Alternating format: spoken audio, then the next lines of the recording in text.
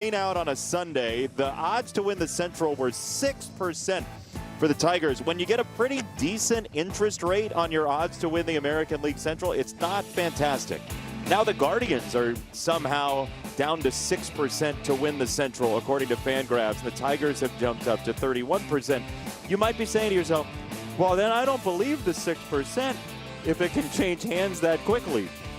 Well, that's what we've all learned the last 3 years, Dan.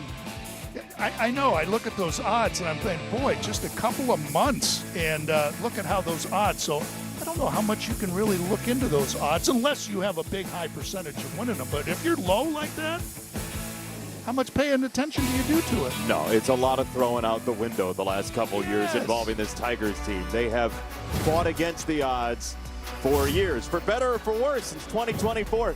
Big names, you know the names, they know each other. Tigers and Guardians, huge moment in time next.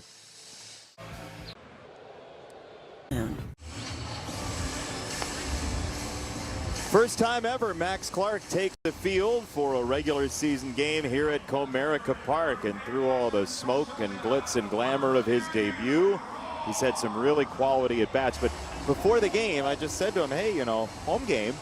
He said, I just walked the field. This is about 3:30 or so. He goes, I just walked the field. There's a lot of room out there in center. And just what he wants to hear, too, because I can't recall a ball that's been hit near him finding the grass. No, he's caught everything so far. Our wall side window starting pitcher, Drew Anderson, inserted into the rotation after those deals at the deadline. Here we go, Tigers, Guardians. Tigers haven't won a game against Cleveland this year. Wheels up time is 6:40 with a strike from Drew Anderson to Stephen Kwan. Playoff implications all over the place. 2 series remaining against Cleveland and the White Sox for the Tigers. As Drew drops in a curveball, a strike in the estimation of plate umpire Sean Barber. That's a pitch to keep an eye on, that curveball. He's using it to steal strike one, but also it's starting to be a real weapon for him just when everybody thinks they're looking for that kick change. Kwan flares the ball to center field, and I wouldn't blame a Tiger fan for saying, here we go again. It's a leadoff 2-strike single for Stephen Kwan, and he is followed in Stephen Vogt's order by some power. Chase DeLauder in the 2 spot. This slugging against right-handed off-speed. Drew Anderson very good with that changeup when he is on. They added Nathaniel Lowe for spots like this, for left-handed stuff against right-handers. Like they didn't have enough left-handed bats in the order in the first place. They're the only team that could trot out 9 straight lefties at one point earlier this year. Yeah, and then they always have that mixture of the switch hitters also, which makes it really hard to get those favorable matchups. 0-1. DeLauder hits it well, right field. McKinstry back on it to the track. He leaps and makes the catch. That is a huge play. 2 batters in by Zach McKinstry, who just plops down and plays great defense wherever you put him. Well, he had that big play, the big throw in that game on Sunday against the Giants to cut down a huge run. Off the bat, I thought that was in the gap, and Zach McKinstry makes a fine running play to outrun that, and also got a little bit in that deepest part of the ballpark that kept it in. Drew, you see Drew, he loves it too. So now Jose Ramirez, who was out about a month with that hamate bone injury, and we'll see how much of his power that has sapped. You don't want to assume anything about Jose Ramirez not being full capacity, because he is just such a grinder and he is such a star player. He cleaves that foul down the left field line, ball and a strike. Yeah, I don't think you ever go into a pregame meeting and talking about going over the hitters and saying, you know, you never take this guy lightly. You know, maybe he's not 100%. Maybe he came back early just to be that emotional leader that the Guardians need, but you're never going to take him lightly.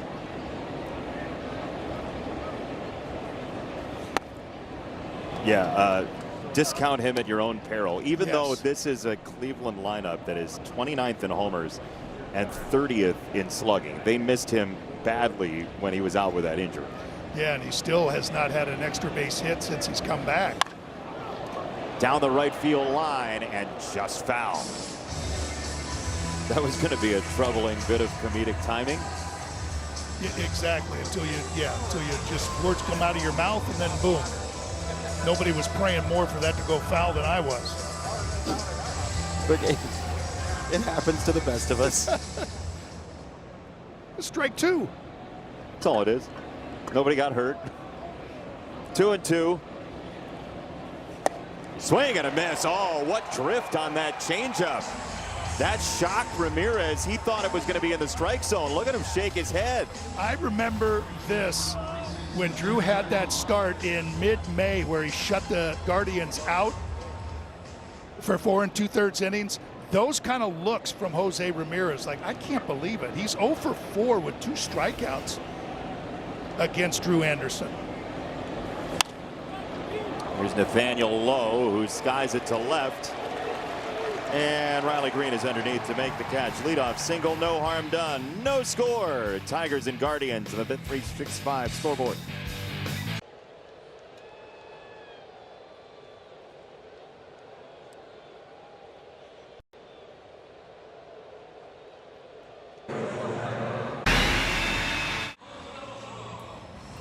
Why don't we bring you the Tigers batting order, presented as always by the fine folks at your Southeast Michigan Ford dealers. This is career slugging versus Tanner Bybee. .395 in his career against the Tigers.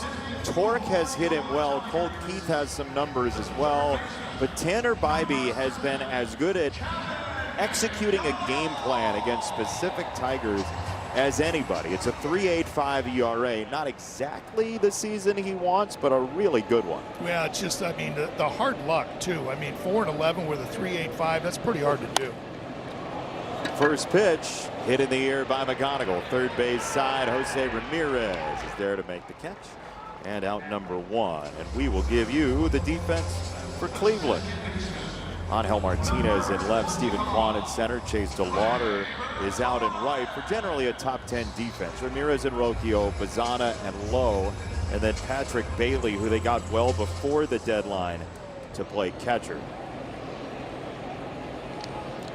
One out, Gleyber Torres, who is just 2 for 7 this year against Cleveland. He missed the 1 series against the Guardians as he takes a strike from Bybee.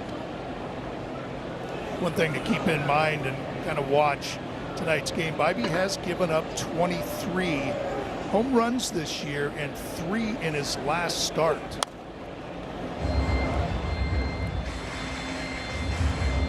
He's ahead of Torres here, 0-2. That was against the Mets. It was Brett Beatty, Jorge Polanco, and Carson Bench. 2 of them in the same inning. 0-2. We talk about those numbers against the Tigers too.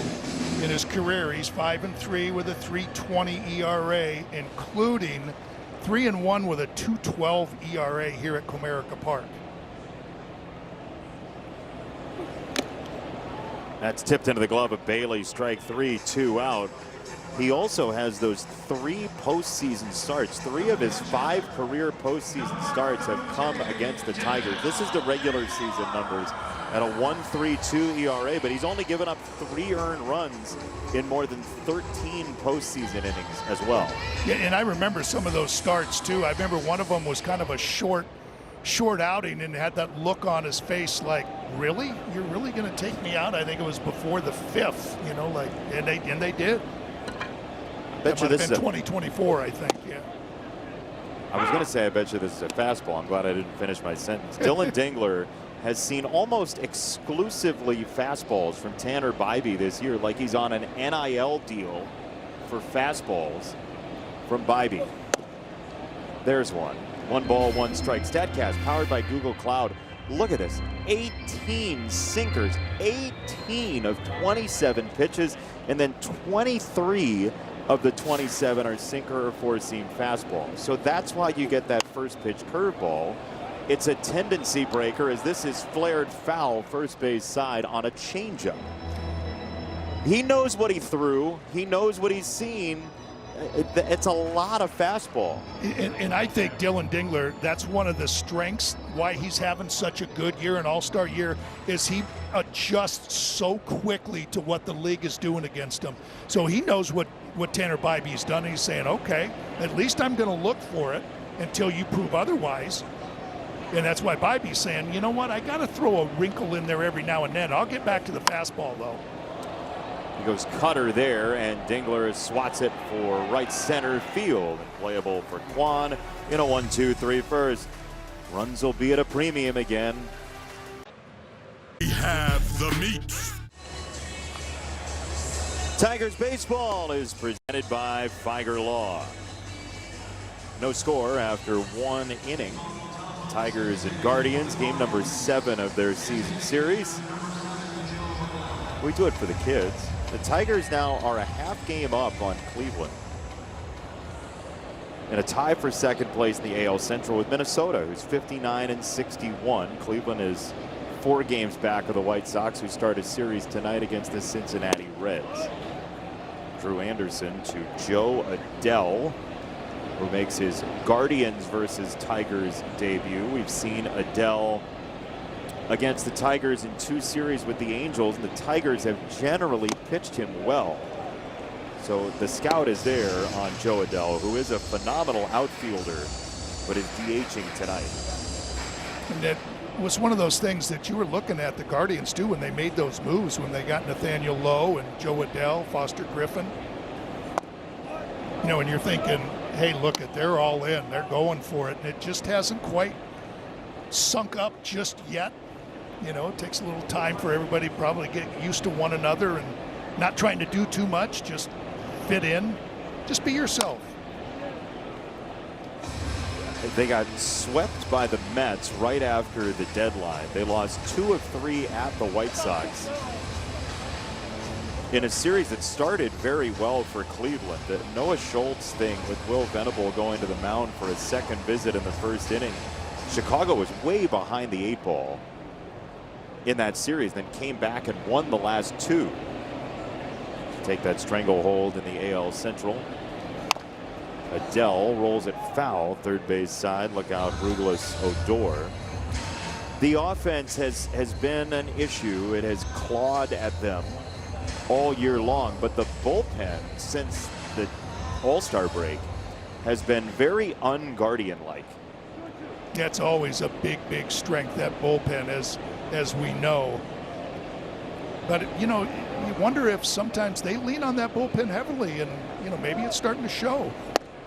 To be honest, before the off day yesterday, their bullpen was really taxed. Yeah. A lot of usage before that off day that they needed badly. I mean, 3 of their top 5 guys threw both Saturday and Sunday. Holderman, Herron, Sabrowski, and then they used Kate Smith and Hunter Gaddis for 39 pitches combined on Sunday as well to try and win that game. Yeah, that's the thing when you look at it. You're thinking about the lefties, you know, both lefties. It'll be 3 out of 4, you know, and that's what you look in those matchups with Riley Green, Kevin McGonigal. But when you get to this part of the season and playing like the Guardians, it wouldn't surprise me if they continue to use them. Leadoff walk for Adell. Downstairs, Johnny Kane. Well, you guys talked about it there, obviously, with Herron, Zabrowski, and with Cade Smith. But, you know, A.J. Hinch said, what I'm expecting in this series, I'm expecting 3 one-run games, basically. And, you know, so just the way their organization is built, you know, it feels like they're a good team. They've had their peaks and valleys, a lot like the Tigers have had this year as well. But he says, you know, we feel like we want to get off to a good start in this series. Jason, you mentioned, you know, runs might be at a premium anytime these 2 teams come together. But, you know, they've played so many great games and great series here in obviously the regular season and the postseason over the last couple of years. And the beauty of it is, and we'll get an opportunity to sit down with AJ tomorrow to talk a little bit more in depth, but just the fact that you look at a lot of the younger players on both of these sides, the geographic rivalry fits, but now you're looking at some of these young guns that are coming up, and this rivalry will be in good hands moving forward on both sides. Yeah, DeLauder, McGonigal, Max Clark. It's a ground ball that is through the right side. It skates past by Bazana, beating Gleyber Torres. So Bazana has a hit. To Johnny's point, the last 5 scores in this series this year were 4-3, 3-2, 3-1, 3-2, 3-1. And the final set was induced for a while. It feels like a tennis score. You know, and AJ always brings it up too. It's like the AL Central goes through Cleveland. I mean, you know, it has for the last 2 years, and so you've got to figure out a way to beat them. Angel Martinez lays down a bunt and plays hopscotch around it. He didn't want it to touch him in fair territory. He would have been out. And so he looked like the rookie pitcher for the Mets. Do you see that guy who strikes people out and then jumps up and karate kicks? Yeah. But interesting too, and that's just shows you how desperate they are to try to create some offense. Bunting here in the first inning. Yeah. That's why leadoff walks against Cleveland hurt you even more than against the average Bear. Jeffrey Yan, by the way, is the Mets pitcher who gets air that was only like previously reserved for Mario with a star. That's right. That special button that you got to push to get him. 0-2. Swing and a miss on a changeup, strike 3. Oh, they gave away a strike with the bunt, and Martinez is out. Yeah, you give him one shot to get that bunt down, and then Drew Anderson just pulls out Old Faithful there. That good kick change and located it perfectly, way out in front and swung right over the top of it. One down for Bailey.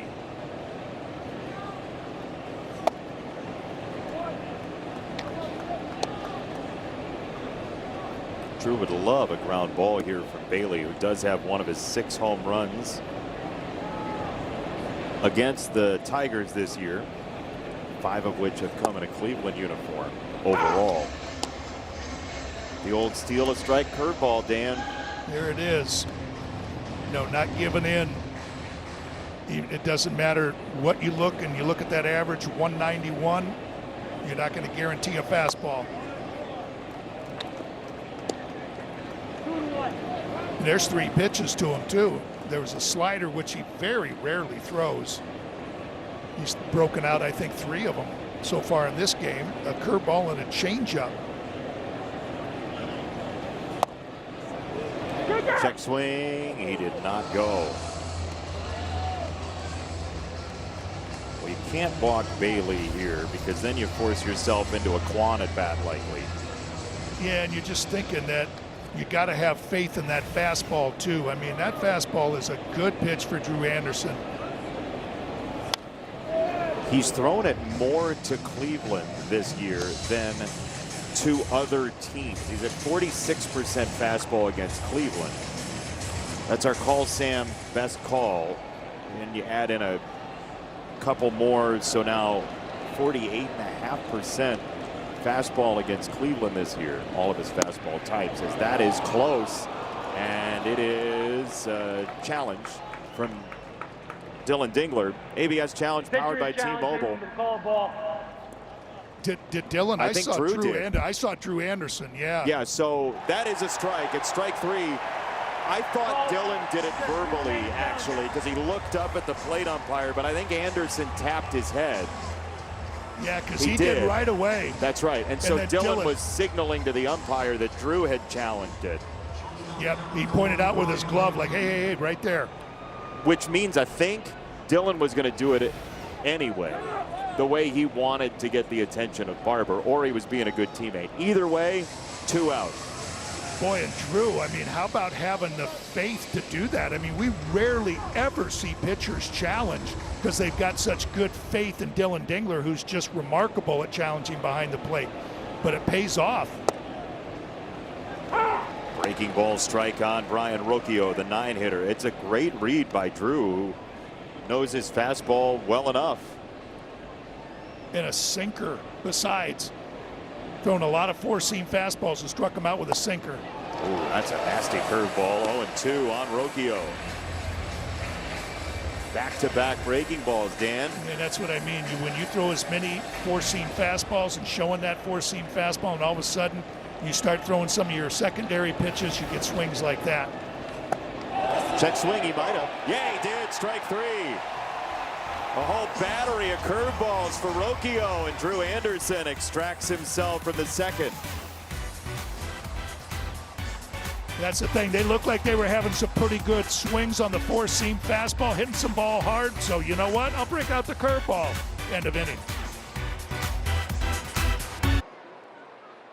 Do is win.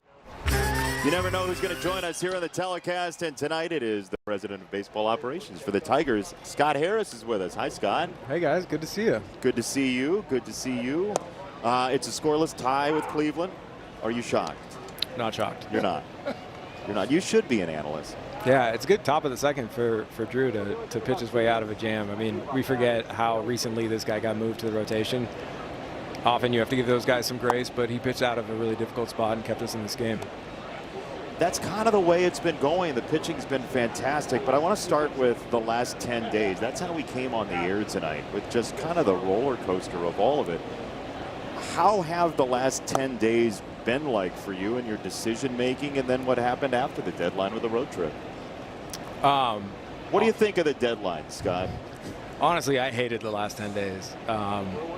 We dug ourselves a pretty deep hole in May. We found ourselves with a pretty difficult hand to play at the deadline, and you never want to be in a situation in my chair where you have to trade Tarek Skubal and Casey Mize. I really felt that, but heading into that deadline, given how we're playing, given the hole that we dug for ourselves, I just couldn't really pass on the opportunity to inject that much potential impact young talent into this organization. Now, that being said, there's a lot to like about this team right now. Like, anytime you go 7-2 on a West Coast trip, and I think we're first in baseball in ERA. Oh, boy. Ooh, where'd they get him? Looked like knee, maybe? We'll get a look at it. It was lower body. He's recovering better than Susak yesterday in San Francisco. That is true. But yeah, just outside the guard there. Well, anyways, I mean, given how this team is playing right now, I think we're first in ERA since June 1st. I think we're second in runs scored since June 1st. Like, there's a lot to like about this team and the way we're playing right now. So trying to hold those two thoughts in my head, that it was really difficult decisions, but we're not conceding anything down the stretch. We got a real chance in this thing. It has been a wild handful of years.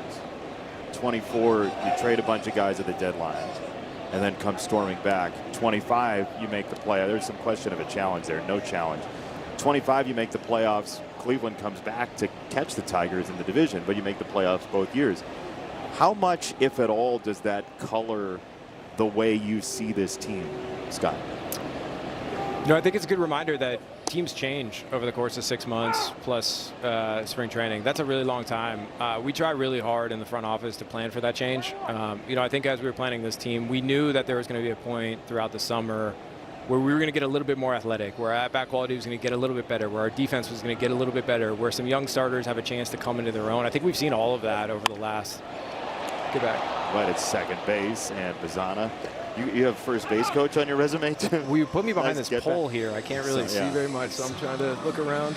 He froze. He froze just like he's supposed to. Didn't go anywhere.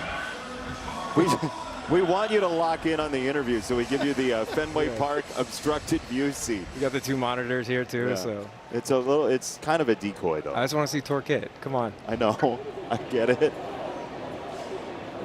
One out, and Torque with Riley Green over at first.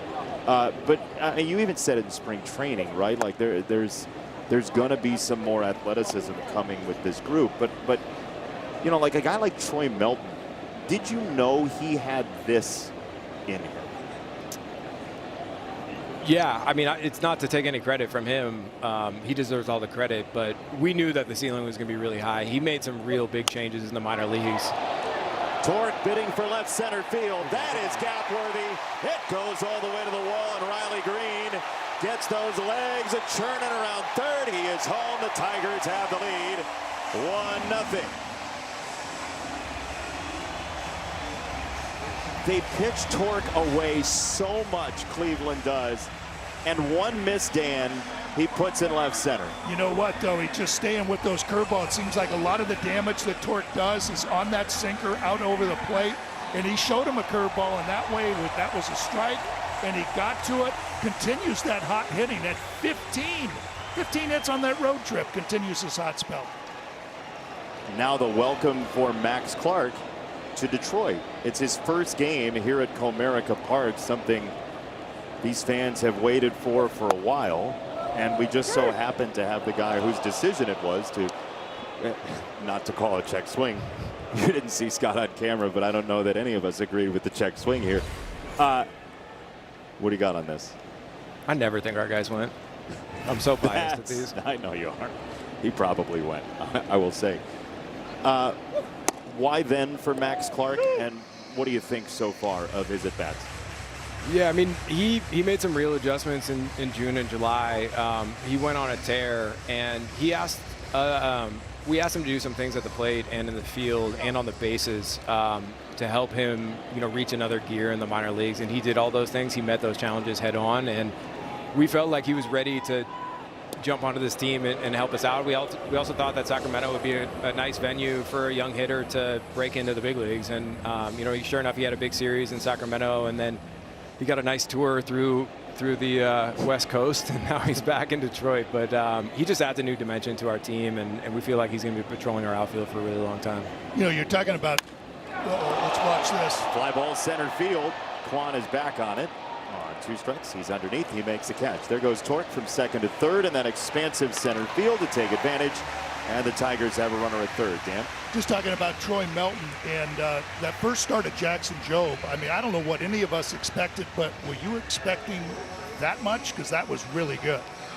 I mean, when you have that much ability at the mound, I try never to limit them. I mean, that 3-pitch sequence to Devers when he went 4-seamer at the top rail, then he went chase slider to the back foot, and then he threw the chase changeup. Yes. I mean, that's about as good as it gets in this league. So I'm really proud of him. He worked really, really hard over the last 14 months to get back on the mound and to bring out a better version in himself. We really challenged him to do that, and he exceeded our expectations. We're really proud of him. And then you have we'll have to talk. Bobby doesn't want to hear your question. That's right, Dan. Fly ball right center field. That'll end the inning. Tigers get a run. Scott, thank you for stopping by. Thanks, guys. Appreciate it. Great to Got us see a you, run, Scott. too. Yeah, see? You did your best. Sure you want to leave? Oh, you can. Spencer Torkelson's RBI double gives the Tigers a 1-0 advantage. Thanks to Scott Harris for stopping by.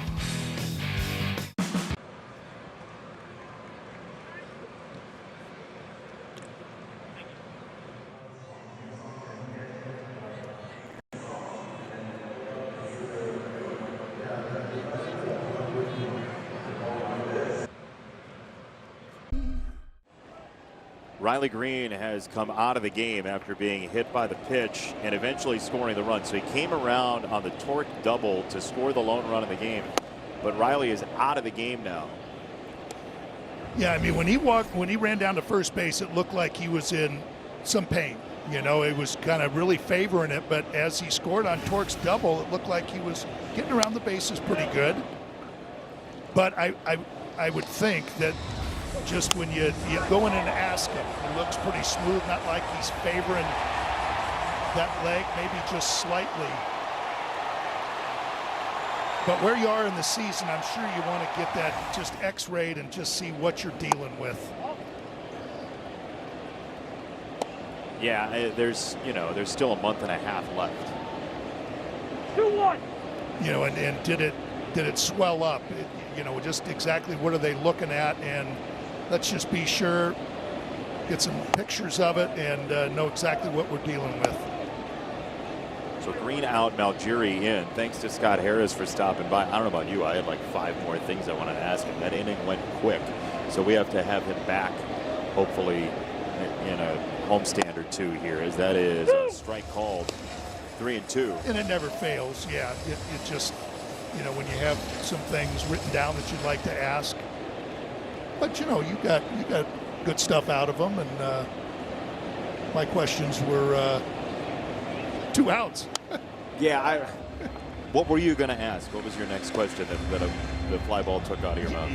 I think it was just more about it. Traded 2 of the pitchers, right? I mean, and 2 of the better pitchers. But, just how proud can he be about the depth that he's put together, especially when you got a Drew Anderson and a Jackson Jobe that slide right in to try to take those guys' place. Pop up, second base, 1 away, Figer Law right now. At Figer Law, every case is personal to us, and we won't stop until we bring home the win. Figer Law, all we do is win. I just wanted to get even further into the deadline and like how many offers you get and how you decide between all of them too, because it's bonkers. And just hearing about, you know, in my travels for weekend games, all the different conversations that go on around the league and all the different permutations and how you decide on it. But you know, I thought there's a fly ball to right field again, and that is blitzed by DeLauder. He has tied the game way up the stands in right. Chase DeLauder, who had the breakout start for Cleveland in the first couple series, hits his 13th home run. He almost had one in the first inning. This one leaves. Yeah, I think he was a little upset with that Zach McKinstry play out there and said, okay, if you're going to do that to me, I'm going to put it where nobody can catch it. But I hope Drew doesn't quit throwing that curveball because it's been a good pitch. That one just kind of is in that happy zone for left-handed hitters. And that down and in, and Chase DeLauder got underneath it and launched into right field. One in, foul ball, Ramirez. But, you know, you trade two pitchers, and you got to feel, and it's in no way are we waving the white flag. So you had to have faith in the guys that you were putting into the position to take their place, like a Jackson Jobe. Now, it's only one start. We'll see. But, I mean, that was tremendous. Yeah, and I think the best thing Scott said in his press conference right after it, and he reiterated it in some way today, is that he hated trading those guys like that. You don't want to do that. And if you want to do that, you're doing it wrong. But you know what you're losing, right? You can't really say, as that ends up in the stands, you know, you can't say you got better today by doing that. Right. You can't. That's not what it's about. But and he put it upon himself too by saying, I didn't put us in a good enough position to not trade them. So you want to put it on somebody, put it on me, you know. And that was the thing. I mean, I'd like to hear just how much he takes the game home with him during that stretch in time. Yeah, you know, I don't know that any president or GM sleeps very much. That's what I mean. I mean, what's their life like? I mean, we don't know what it's like, you know. I don't want to know. I don't ever want to do that job, to be honest. Yeah, what do they do during the day? It's constant during the day and on the phone all the time. And sure, Jeff Greenberg is right there to, you know, split up the duties, you know, for Scott. But, I mean, you can't just shut it off when you go home. I mean, your family's waiting there for you, and you got to continue to make calls. That phone's not shutting off. Ground ball, second base. Gleyber scoops it, throws it 2 down, and then you go sit down to do a quick TV interview, and your left fielder gets hit by a pitch, and you know, has to come out of the game. You're on the phone again right now, getting an update from the medical staff on, okay, what's going on? Why is he out? What do the pictures show? What's he experiencing? Sounds like a great job, to be honest. You'd be a good one. Oh yeah, do not even put that into the atmosphere. I already told you what you ought to be. Oh boy. You don't remember? But a lot of people have told me what I ought to be. It was a rain delay questions. Yeah. You remember? I know, you're very kind. So everybody's wondering, how about Commissioner Jason Benetti? You really don't want that. When you're tired of traversing the country back and forth, Tiger games and Sunday night baseball, you know, you just Commissioner. I would much prefer you to be the commissioner of baseball because of the joy you have for the game, and you wouldn't put together things like the Triples Derby. I would make that part of All-Star Weekend. You don't want me to be. You don't want me to have unilateral power to put that into place. It's a bad idea. Entertaining, you know. Some would argue against that. Fly ball center field. Max Clark roaming free in the sunlight of Comerica Park. We're tied at 1 after 2.5. We're all going to keep our regular jobs. When you're hurting an auto accident.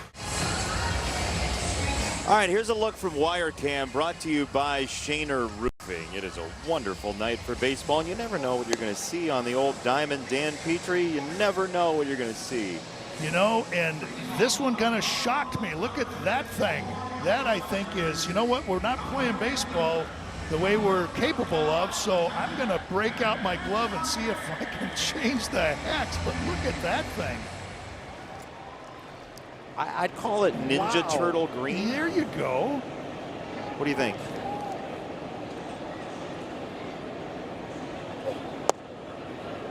Man. I mean, you couldn't pitch with it, probably, right? Is that Pantone 14 series? I mean, it doesn't look anything like the baseball, but that's a little bright. Chopper's second base. That's Bazzana to sling it, to take care of McKinstry, and there's one away. We'll give you our Blue Moon bright spot. It is Kevin McGonigal at the top of the card. You mentioned the home runs on the road trip. He's got 12 now. This most wins above replacement in Tigers history. The Birds' great season 50 years ago now. McGonigal's second all time in best overall seasons in Tigers history for a rookie.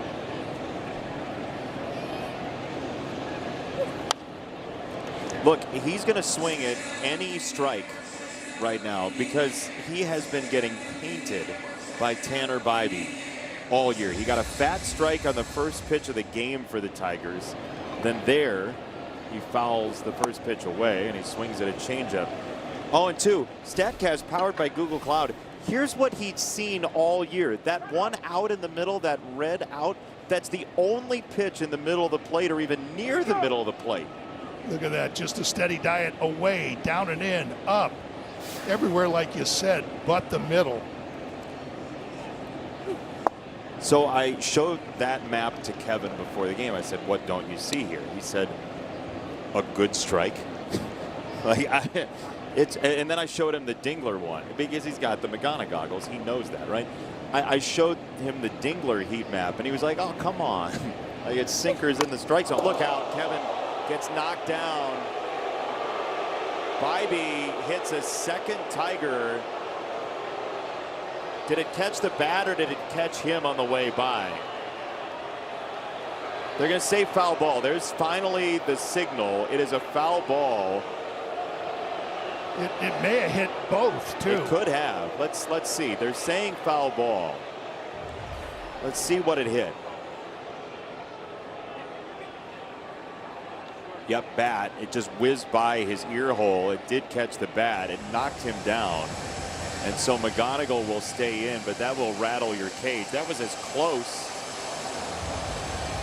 to hitting him in the head as you're going to get without hitting him in the head. Boy, and did you see the look right back from Kevin McGonigal? He's not used to that. I can't remember anybody this year coming up and in like that, but he looked out at Bybee like, are you kidding me? That look right there, like, come on now.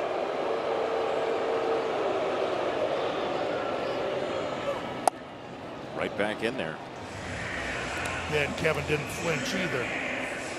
You know, and the big thing you want to see, too, is he didn't adjust anything. He's right on top of that plate again, too, not giving an inch.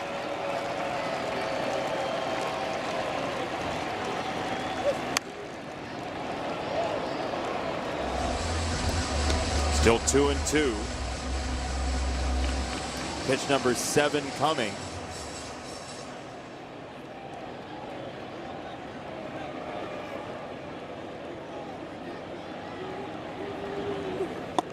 A wave and a miss and a good changeup for strike 3 and 2 gone. Little more gasoline for the oily rags in the Guardians-Tigers series. Yeah, it'll be interesting just to see how this game goes. I mean, you can even say that, you know, okay, it wasn't on purpose. He's trying to come in and it got away. But, you know, you just don't get free shots at your players. You don't get a free shot at Riley Green. You don't get a free shot at Kevin McGonigal. Especially with the way this series has gone over the past couple years. Not that there's been any of that, but it's so many close games. And, you know, you knock a team out of the playoffs, there's history there. And so, as you said, we'll see what happens. the rest of the way. But you would imagine, here's a roller to shortstop. Rocchio handles it. You would imagine if there's one or two more pitches inside like that, there's going to be some extra. 1-1 after 3. It's the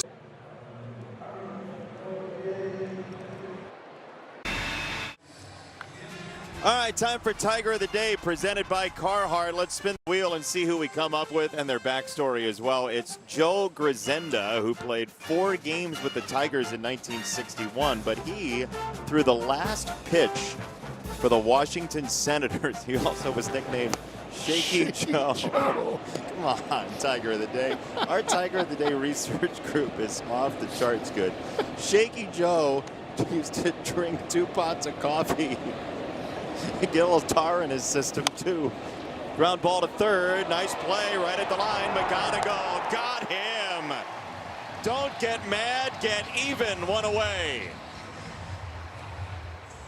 Boy, but how about Kevin McGonigal? I mean, everything that he does at the plate and just comes up here after just getting knocked down, comes up and makes a good, strong throw over to Spencer Torkelson. That was on a line. That didn't have that little hump to it. He let that thing fly across the infield. That's what makes him Chevy's strongest player. It's not Shaky Joe. No, he's stable Kevin.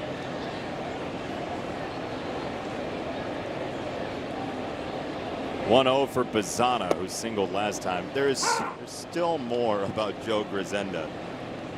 You know, we have a 1-1 game. It's the 4th inning. There's a nice play defensively, but I feel like I'd be remiss without sharing this last story about today's Carhartt Tiger of the Day. Joe Grisenda, who evidently hated long bus rides as a minor leaguer so much that he was quoted as saying, "I'd like to stay in baseball long enough to buy a bus, then set fire to it."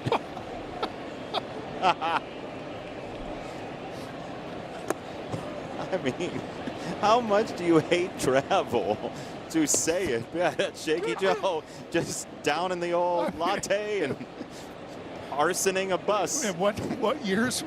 I mean, in the 70s, bus trips weren't great. I can't imagine what they were when Shaky Joe was around. Shaky Joe played from the 60s to the 70s, I guess. No, he was, 61 to 72. But he was in the minor. He was in the minor. First year of the minors was 1955 in Jamestown, home of Lucille Ball. There's ball 4. Bazzana is on. Shaky Joe. You don't want to mess with him when he's short of sleep. Just keep giving him coffee. Yeah, that's right. Well, I mean, you can't sleep on the bus. You're shaking. Well, yeah, he couldn't. You know. Oh my goodness. Tiger of the Day comes through again. Jay Stu, our researcher. There's a walk and then a throw down to second base in time. Bazzana is apprehended by Dingler, who threw another buzzsaw to second base. How did he get him? That was a great jump. You know, the other thing is watch the tag of Javi Baez again, right on that back leg. He just gets that ball down and just puts it right on the, it's so fast. Boom. Right on that back left leg. Dirt Cam's on the case. It is an out. It is not a challenge for Cleveland. That is enormous. What he can do to stifle a run game. I know Yordan Alvarez has had the season offensively, and he deserves all of the MVP credit he is getting. But if the Tigers make a run and make the playoffs, Dylan Dingler is going to get a lot of MVP votes. No question. No question.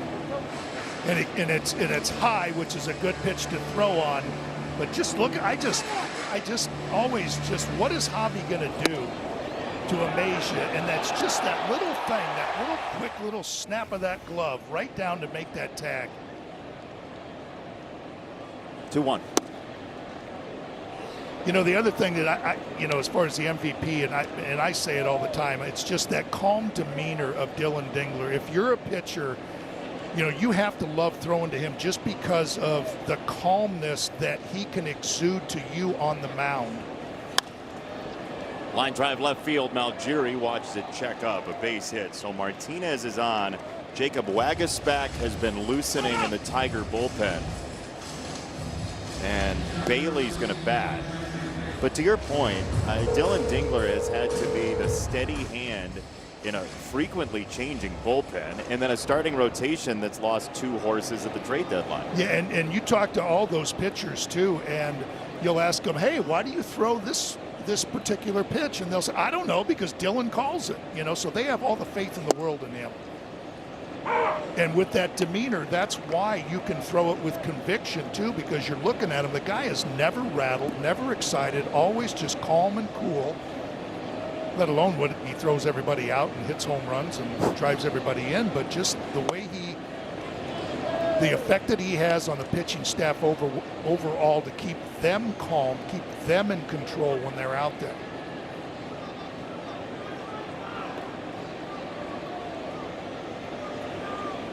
We'll catch a 1-1 here from Anderson to Bailey. Yeah, he went around. He didn't want to. He had every intention not to, but sometimes the brain works in mysterious ways. Yeah, and look at the bottom come out of this ball.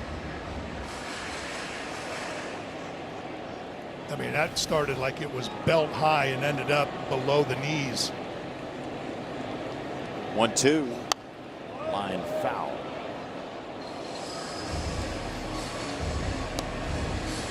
This is the part of the order he struck out on the bounce in the second inning. Martinez, Bailey, and Rocchio all in order. You'd love to get him through this inning too. Pitch count, I think, is at the highest he's thrown this year. Second base. Glaber's got it. Inning over. He gets out of the 4th because of his catcher. Exactly, and if he didn't do that, it might be 1st to 3rd after the Angel Martinez. Javi Baez applying the tag from a Dylan Dingler.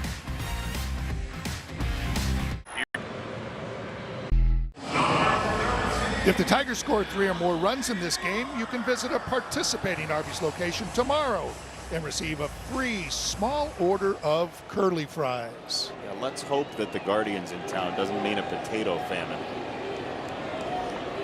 Exactly. Right guy at the plate to get him a little closer. Don't agree with that. don't agree with that.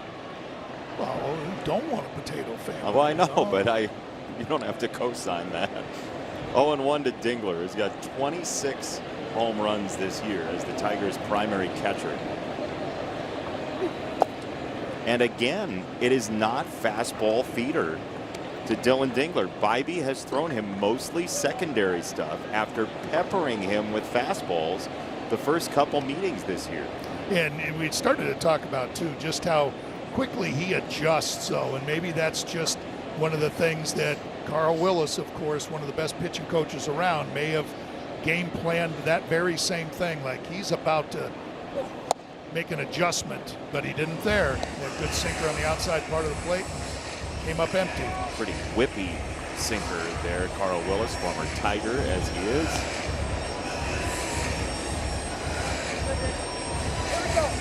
They just keep churning out product in Cleveland. Yes, they do.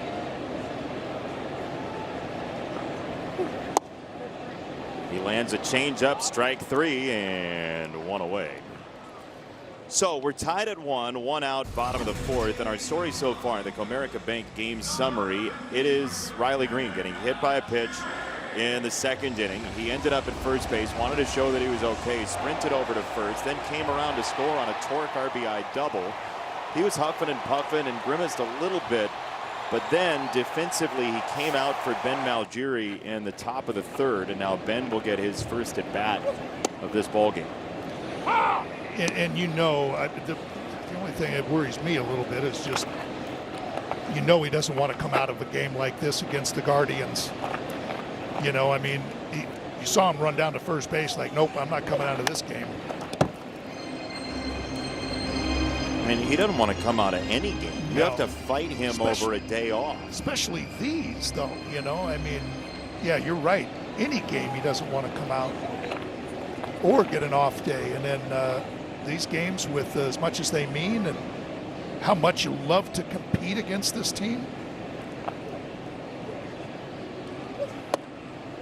along with how much he knows the Tigers need him as well. I mean, this is his 100 for Riley Green, his 117th game this year. The Tigers have played 119. He's missed 2 games all season long. Ground ball left side, Ramirez and his mutant glove with a throw to first for the out on Malgiri. Stream Tigers baseball all season long for just $19.99 a month on Detroit Sports Net, presented by Bet365. Subject to national exclusivities, terms and conditions do apply. Subscribe by scanning that QR code or visiting tigers.com/DSN. If you're a subscriber and you're thinking, boy, do they have replays of the games? You might be feeling like this is a replay of a Guardians-Tigers game. They've all been low scoring this year. The highest run scoring output of any team was Cleveland's 8 in the first game this year, and then everything else has been in the 4 range since. And it's almost the same thing when you talk about Tanner Bybee on the mound. It's kind of a typical one of his starts against the Tigers. See those numbers right there in his last 7 starts. And he's just following suit right again here tonight. And again, I know wins are not looked upon as heavily as they might have in the past, but to be 4-11 with this kind of stuff and as well as he pitches against the Tigers is shocking. Yeah, it's partly that Cleveland offense that has struggled so much, but Tanner Bybee is doing the job once again. He has retired 8 in a row. There's that run support. He's in the mixer again with that. Grade. 4 solid innings by Drew Anderson, and this is how he got it done. He had that real good 4-seam fastball at 96, 97. Just when you're looking for that, comes back and makes a challenge on the sinker to get a nice call. And of course, good old reliable as that changeup, making Jose Ramirez even look like, what in the world was that? I can't hit that. Drew Anderson continues to build up his pitch count, getting more and more confident as time goes by. The biggest little changeup in the world. Reno, Nevada's own Drew Anderson. Our wall side windows pitching change is Jacob Waguespack, and he follows suit with a first pitch breaking ball that catches the middle of the plate. Jacob made his Tigers debut in the 4th inning in back of Jack Flaherty back in June against Cleveland, and look out, a changeup that was wayward to Rocchio. Yeah, and Waguespack has really done a nice job, and it's more, I think, now than just that small sample size. It's 2 months now. It's a full 2 months. Where you were saying, okay, is he for real? And it's like, yes, he's for real. Lefties hitting just 138. Right-handers, oh, they're getting to him a little bit more at 140. So he's getting out both sides equally. Fly ball, left-hand side, Malgiri. For out number 1, lefties continue to be mystified for now by Waguespack, and our Southeast Michigan Ford dealers have this for you. Lease a Ford F-150 for $399 a month for 24 months. Or returning AZ Plan lessees can lease a Ford F-150 for $299 a month for 24 months. Johnny Kane is downstairs. Dan Petrie, Jason Benetti, Denny Blunt, Andrew Blaustein, our entire marvelous crew. Glad to be back at Comerica Park for the first time in 12 days. As the Tigers are 3.5 out in the American League Central. A half a game up on Cleveland, tied with Minnesota for 2nd place. 6 games against the Guardians and White Sox. A pivotal homestand starting tonight. This weekend against the White Sox are 3 of the 7 remaining against the division leaders. And they got a lot of games. How many? They've got 7 against the White Sox. What, 6 maybe against the Twins? It's a bunch of them. It's 2 series for each of the contenders against the Tigers. Our Bet365 upcoming schedule. Day game on Saturday against the White Sox. Sunday as well. Day game Thursday against Cleveland if you're so inclined to stop by and enjoy the summer sun. 1-2 pop up. High changeup. Kwan floats it to left. Ben Malgiri gets time and a half for the 5th inning. He's got both outs to bring up DeLauder. DeLauder's had 2 really good swings so far. Got at least a double taken away back in the first inning by Zach McKinstry and homered his last at bat. So it's going to be interesting to see how they'll go after DeLauder here. But I would say probably on the outside part of the plate, very, very carefully. Not a lot of strikes, you would imagine, to DeLauder.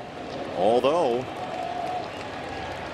first pitch fastball is a base knock, and honestly, that's not so bad. No, and that's what I mean. He figures something on the outside part of the plate. Dylan just moves out there, and Waguespack throws it right where Dylan is set up.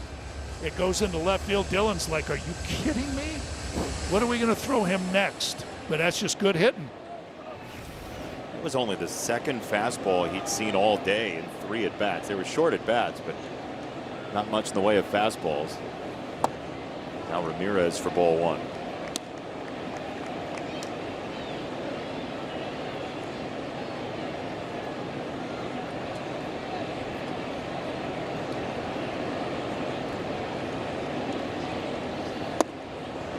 That's a strike right there, bottom of the zone, 1-1.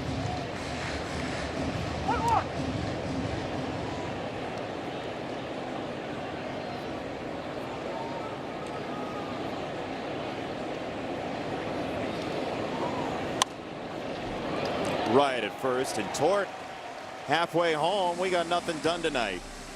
Tied at 1 with the Guardians in the series opener.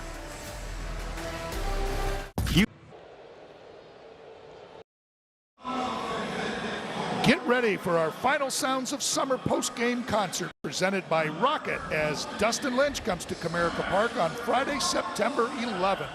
Visit tigers.com/sounds of summer to get your tickets.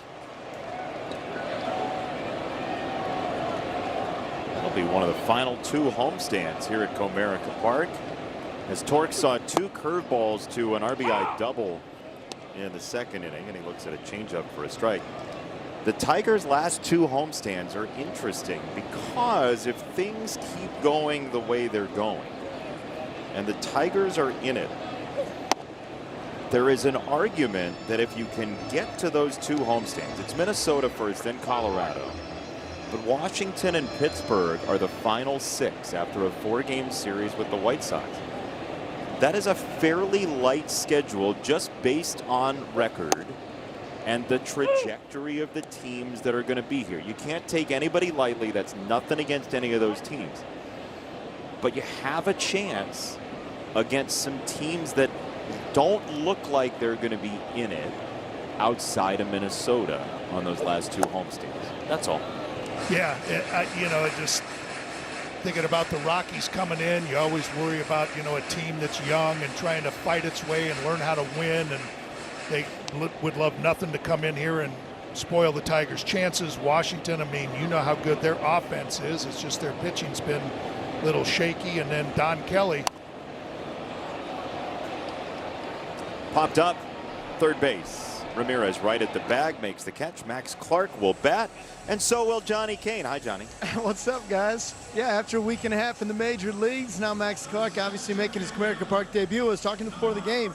I said, how prepared are you for the home debut? He said, you've got to be 100% prepared. It's the only way you can survive in this game.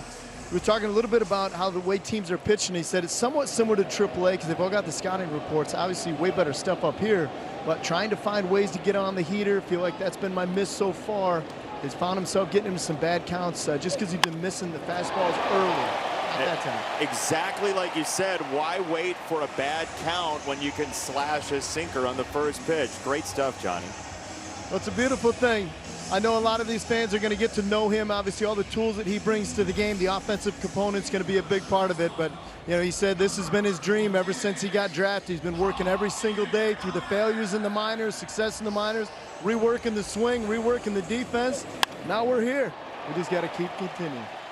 Johnny, I just looked. He's seen 71% fastball so far. Well, that number may go down. Yeah, right? But simplifying it, right? You know, when talking about everything, it's like some of the off-speed stuff that may be similar to what he'd been seeing before. But if you simplify it, say, let me get on the heater, let me get on time, and then those numbers start to go down. But do damage when damage is available. He has not had his first major league stolen base yet. And by the way, as an aside, I'd wear a t-shirt that says "Do damage when damage is available." Put it out there. I would too, actually. Yeah, Dan would. I know he would. He'd cut the sleeves off. Ah! 0-1 to Javi, and there's a third. Yeah, he was thinking about it. Yeah, you know, and that's one of the things about Max Clark. If you watch him over there, he always looks like he's ready to run. He doesn't lean one way or the other, like, you know, I think he's going, I think he's staying. That time he was leaning just slightly towards second. Long hold for Bybee. He started, he broke it down, it's a base hit to center, and Max will check up at second base. Javi Baez slings a ball up the origin, and 2 on for the Tigers with 1 out. Our Shaner Roofing wire cam has an eye on Max Clark. Yep, just shut it down, and Stephen Kwan got to this ball very, very quickly, because that's just one of those things that, especially with Max Clark's speed, you're going to see the Tigers go from first to third. But Stephen Kwan really got on this ball quickly. See him coming in there, and Max Clark says, no, you know, and with as accurate as the arm as Kwan has, he stayed right there. McKinstry to right field. That is DeLauder for out number 2. Tigers are not waiting around to let strikes go by, and now here is the matchup that ended up with McGonigal on the ground and at Batago in the 3rd. Yeah, if you look at both McGonigal and Max Clark, especially Max Clark on that last road trip, they were feeding him a lot of high fastballs. If the ball was down slightly, he did exactly what he did. He shot it in to the other way, and a lot of pitchers attack Kevin McGonigal with pitches that are up in that strike zone to see if they can get him to hit a lazy fly ball.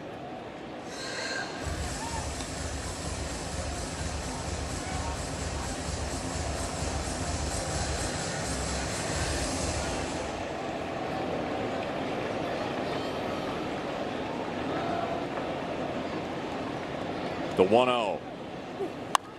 Kevin lines it to right, and fair inside the chalk. Great aim, rookie. Tigers take the lead by 2.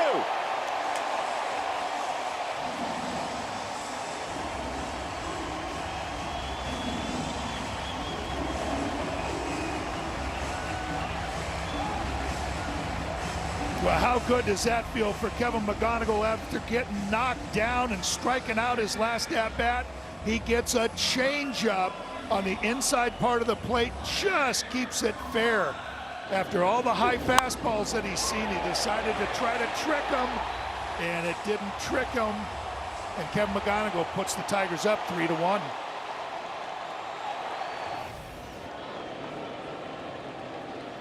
Gleyber Torres. First pitch away, ball 1. The Tigers, through early swings, have solved Tanner Bybee here in this 5th inning. I mean, it is just a barrage of swings. Clark, Baez, McKinstry, McGonigal, all short at bats.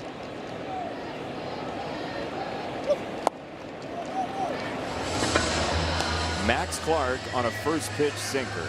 Javi Baez a second pitch fastball. Change up to McKinstry, 1 pitch, and then a 2-pitch double to McGonigal. That's 6 pitches to 4 batters. Yeah, I think it's just a matter of, I mean, he's always around the strike zone too. I mean, he hasn't walked anybody, hit Riley, but no walks. He's just always around the strike zone, and that's the thing. If you just get a pitch that you like, why not go after it? First time in a while the Tigers have gotten to Tanner Bybee like this. Why not add another run to the party? McGonigal around third. He is home. It is 4-1.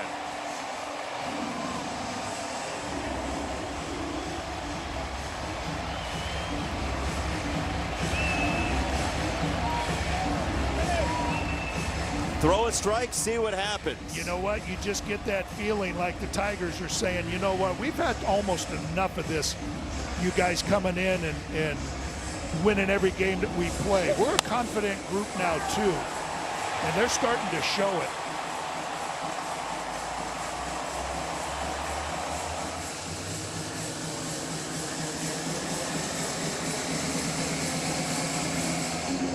You know, if you're the Guardians, you're going to be a confident group too. You're going to say, you know, we've had our way with this team for quite some time.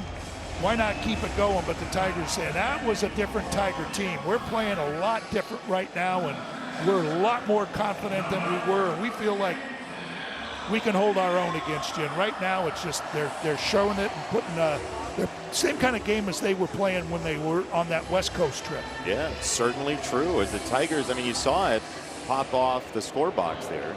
11 of the last 12 in the regular season have gone to Cleveland. The Tigers obviously winning in the postseason last year in that 3-game set in the wild card round. Dingler, there's the scouting report, sinker in strike one, but the 7-2 road trip. This is the last 11 games. I mean, we're talking about even through that heartbreaker against Baltimore, it's plus 62 because of that shellacking that they gave Baltimore when we were down in the great seats. Big chopper to third. Ramirez on the go, throws to first, but somebody opened the faucet. Boy, it's just great that Kevin McGonigal just said, I'll show you, and comes up with that big hit, especially after getting knocked down. Nice going, Kevin. This copyrighted telecast is presented by authority of the Detroit Tigers and may not be reproduced or retransmitted in any form, and the accounts and descriptions of this game may not be disseminated without the express written consent of the Detroit Tigers. Tigers have taken the lead in the bottom of the 5th inning. 3 runs in that home 5th for a 4-1 advantage over Cleveland. Drew Anderson was mighty good, 4 innings, 4 strikeouts. And the Tigers are just these little mini runs they go on in these innings, sometimes with the home run ball, but this time with early swings and a big Kevin McGonigal 2-run double. The Tigers have a 4-1 advantage for Jacob Waguespack, who slices the outside third to low for strike one. You know, it's such a good point, Jason, is, you know, so many times the Tigers out-homer their opponent, and that's where they're doing all the damage. Base hit for Lowe to right. He'll take his single. You were saying? But when the home run ball isn't there, they're still finding ways to score a lot of runs. And you know, the other night they had 11 singles, so 11 hits in a game, 11 singles. You know, they're finding ways to kind of go to first to third and take advantage of what they're getting. So they're beating teams, scoring a lot of runs, many different ways. Just glad Lowe didn't hit the ball out of the ballpark. He had that series in Cincinnati. Yeah. 4 homers, including the game winner against Kenley Jansen after the long rain delay back on April the 24th. But now, you know, I know some people aren't really into the idea of a shutdown inning, but boy, giving any of it back right here would be a gut punch.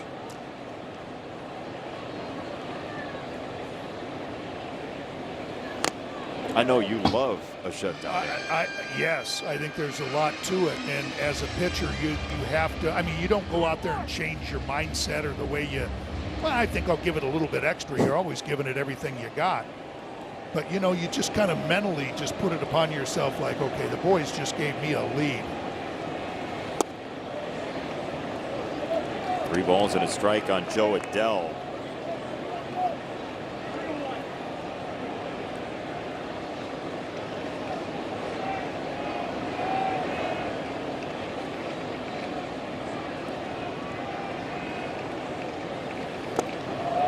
Check swing, he didn't go. It's ball 4.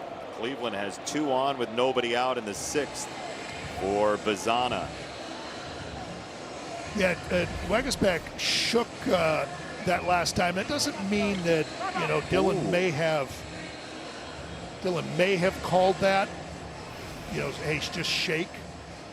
But he shook to get to that last pitch and didn't execute it. I think he swung there, came awfully honestly. close. But ball 4, 2 on, nobody out. we mentioned the White Sox are playing Cincinnati. They are in a 1-0 lead. That's a Brenton Doyle home run, the former Colorado Rocky, with a homer in the first off of Nick Lodolo. The Red Sox and Blue Jays, who had one of the wildest sequences in Major League Baseball of the season last night, a 4th out, Chris Guccione long explanation, an appeal play that wasn't, and then a run scored for Boston. They ended up losing that game. But the Blue Jays are still in this thing. Yes, they're playing pretty good baseball. They really are. I know they gave up, Gosman, but they also kind of added a couple of pieces too, and they're kind of slowly sneaking up that ladder. And then Baltimore leading Minnesota, but you never really know who to root for because the team in front of you or behind you in the wild card changes every day.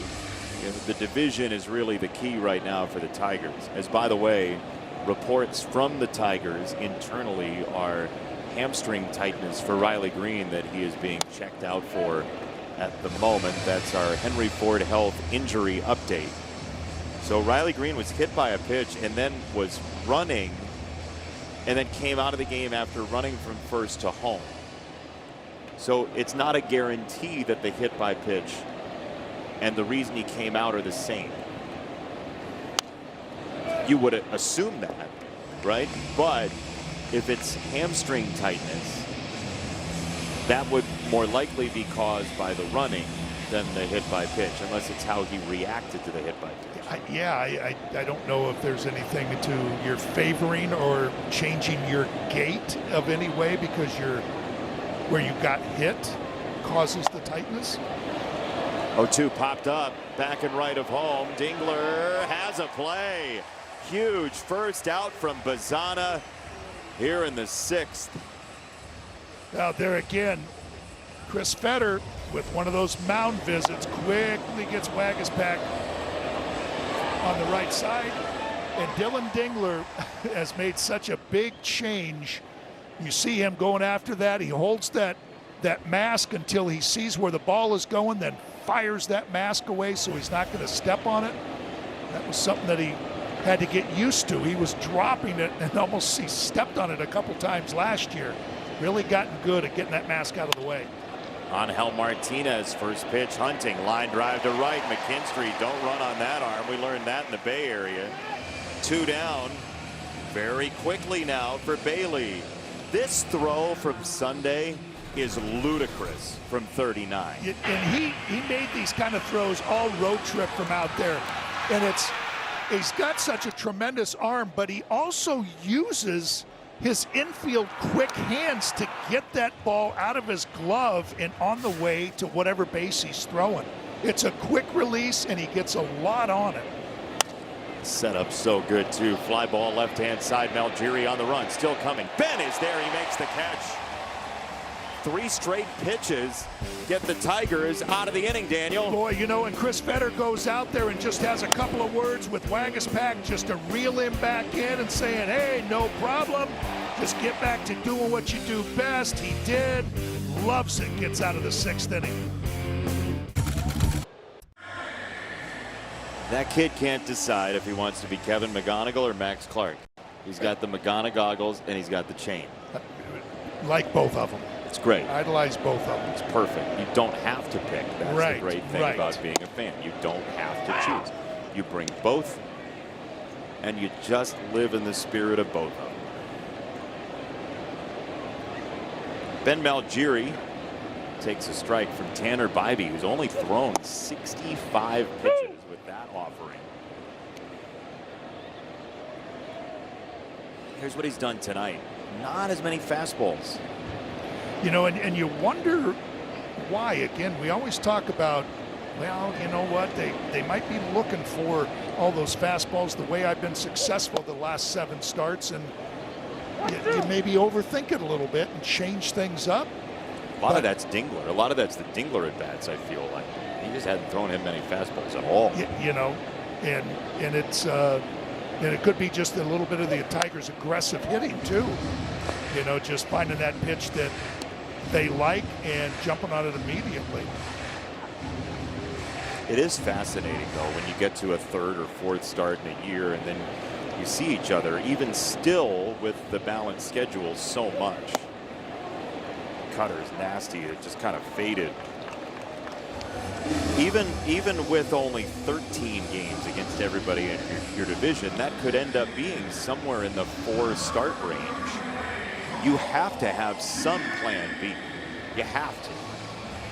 Or do you? Well, but I think you have to have a plan B, but I think they have to prove it to you first.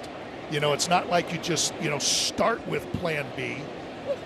That's why it's plan B, right? You know, it's a good point. It's like, hey, wait a minute, I've had a whole bunch of success doing this, but they're also looking at, well, this isn't the same offense you've been facing either. They're swinging the bats really good, and hey, they're killing fastballs, or we think you got to try something else, different way.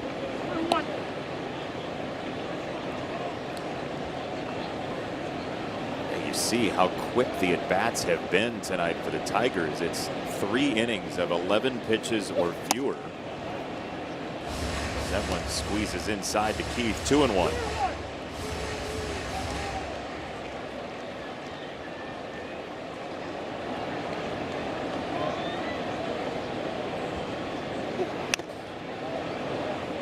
High changeup. His eyes lit up like Tom in the Tom and Jerry cartoons. The dollar signs, or just 2 big pieces of meat popping out of. Yeah, right. And if you're the Tigers, you'd love to try to get into that bullpen. Bibey's going to be out there for a while, just because you talked about the usage, and they'd love to rest some of these arms out there. But boy, if you could just get into that bullpen and use a couple of those arms.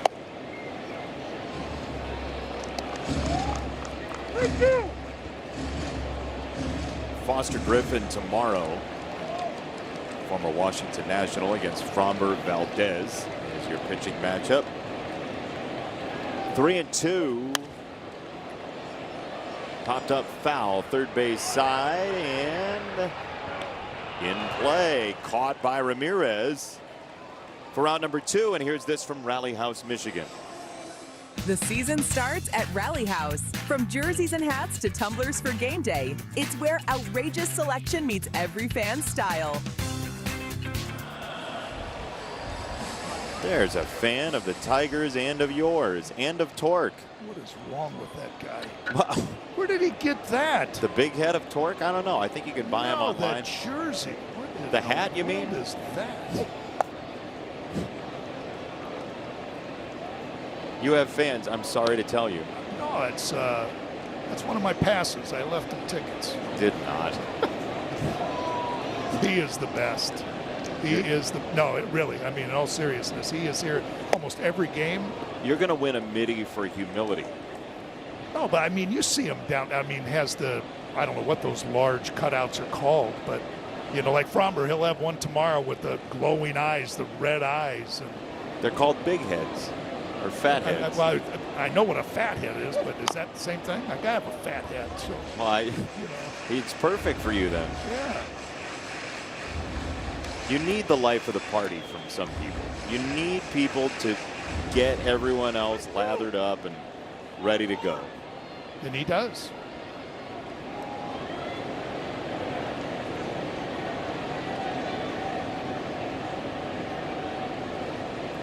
One-two.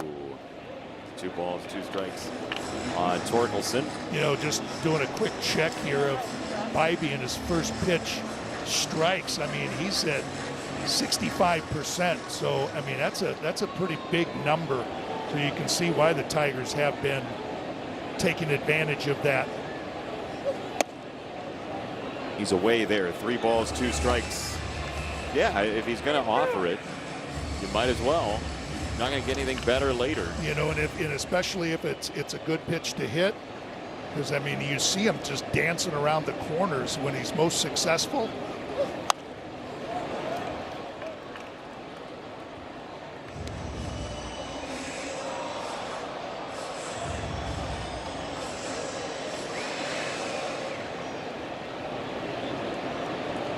Three and two.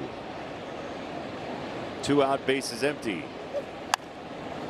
Oh, a curveball that showed itself as hittable, and it's popped up foul ground, first base side. It's Bazana on the sprint to go save that. So 2 foul outs for the Tigers Well played by Cleveland. Yeah, that's a very good play, and nobody else was going to be able to get it. And out of nowhere, there's Mazzana to get them out of the inning.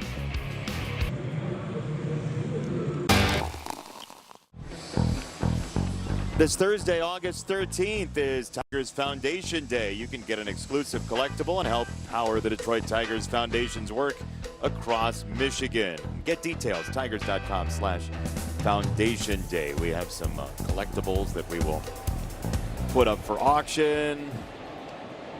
Good old time.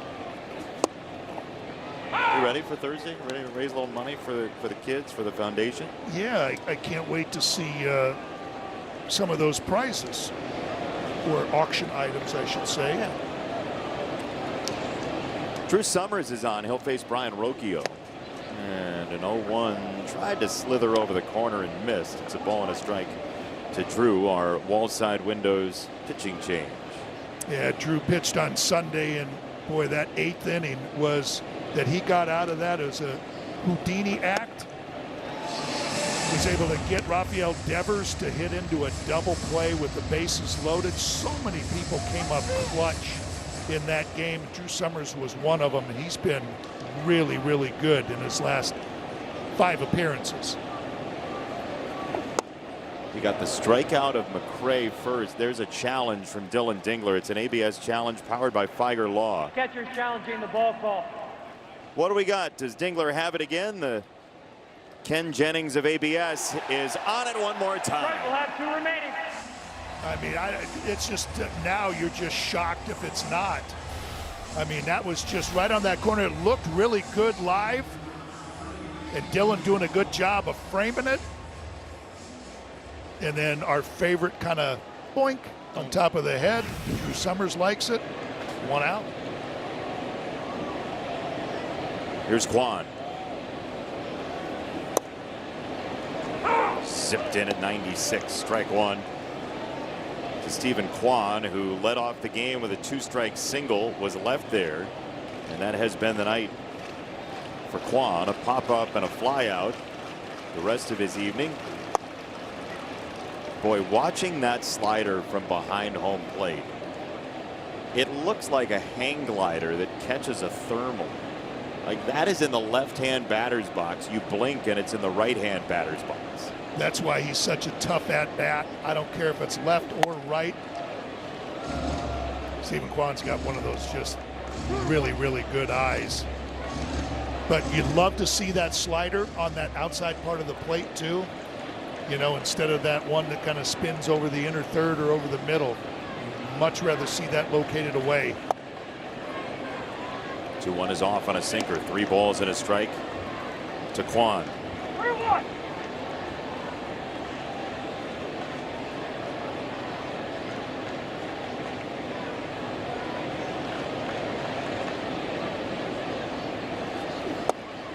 It's ball 4. So now you have DeLauder, who has hit 3 balls hard tonight. He's 2 for 3. Fly out to right, a home run, and a single. Last time it was a first pitch base hit. He's been 100+ on each of them, and this is the first time he will see a left-handed pitcher. Yeah, and this is a very uncomfortable at bat. Just fill up that strike zone, put the pressure on those hitters. So our CNL Ward on deck hitter, and Andrew Blaustein doesn't even have to change cameras because Jose Ramirez is just there. And you think he's trying to get a good view of what the pitches from Drew Summer are doing? I think absolutely.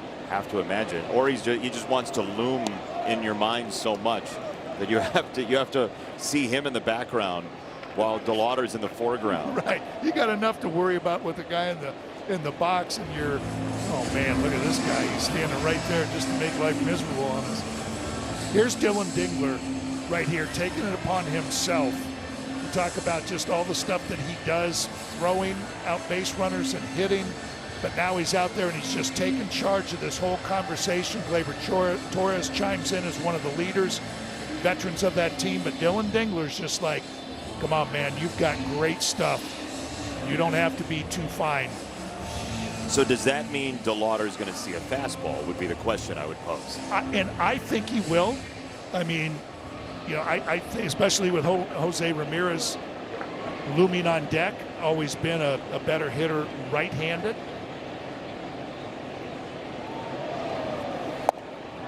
It missed. Fastball, 3-0.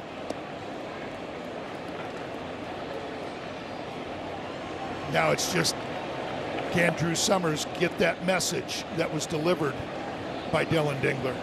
With Kyle Finnegan warming in the Tigers bullpen, this 3-0 is in for a strike.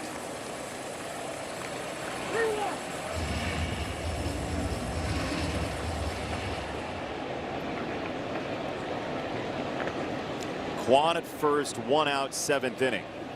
Swing and a miss, 3-2.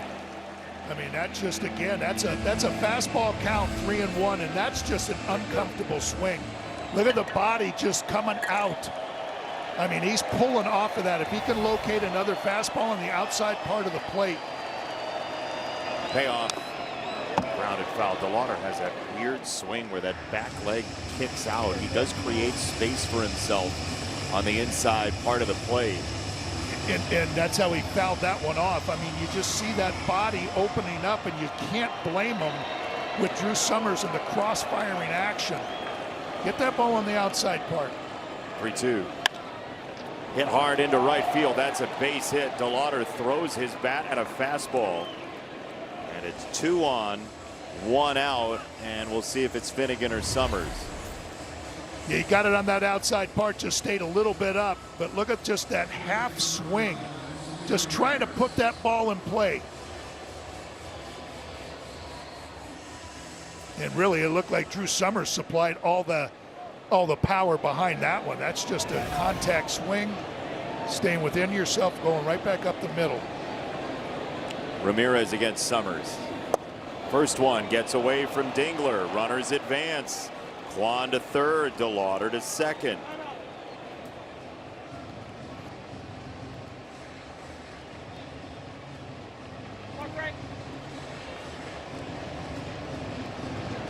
They're going to call that a wild pitch against Summers.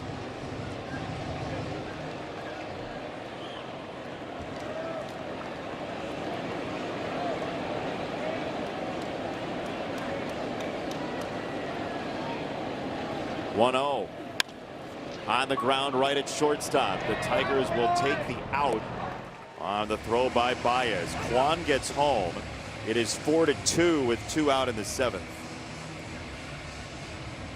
Yeah, being up 4-2, and Jose Ramirez, you don't want to take a chance of bringing that infield in and having a ground ball find its way through, or a little blooper and 2-run score. So Tigers will gladly play that infield back. Rhys Hoskins has been announced as the pinch hitter for Lowe, which means A.J. Hinch will go get Kyle Finnegan to come in a 4-2 ball game in the series opener against Cleveland in the 7th. Finnegan against Hoskins next. Nothing outshines a blue moon.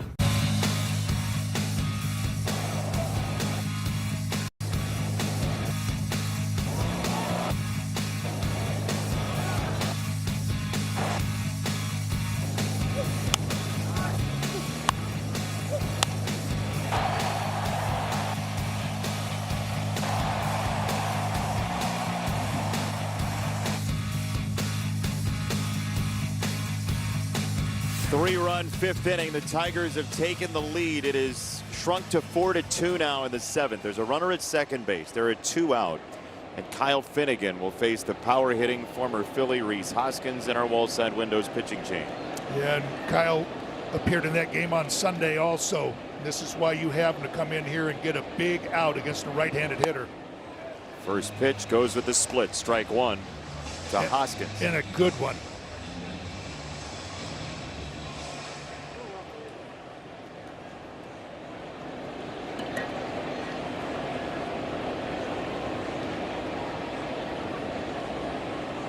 DeLauder at second. The 0-1 is in there, a strike on a fastball. That's the combo that has served him so well. Yeah, isn't it? I mean, that first split finger he threw was right in that exact spot, and Hoskins took that one because he said, yeah, that's going to be another split finger. I'm going to take that one. And it held true to get him in a whole 0-2. lays off this splitter. 1 ball, 2 strikes.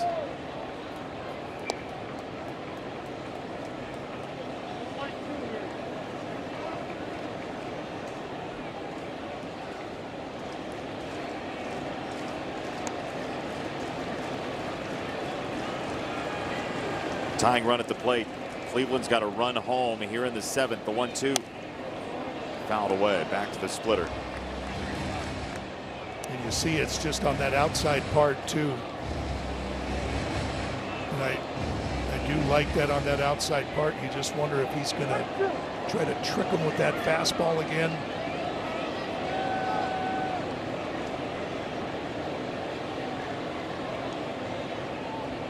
One-two on the ground. It's a fastball that ends up at short, and Javi Baez fires it over to retire the side. Tigers keep the lead at the Figer loss. 7th inning stretch, 4-2.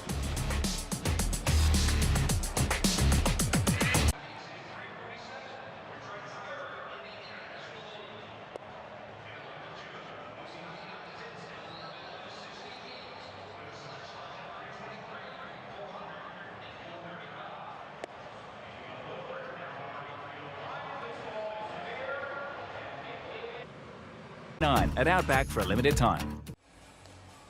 Tigers baseball on Detroit Sportsnet is brought to you by Wallside Windows, local and family owned, celebrating 82 years as Michigan's leader in replacement windows, and by your Metro Detroit Buick GMC dealers.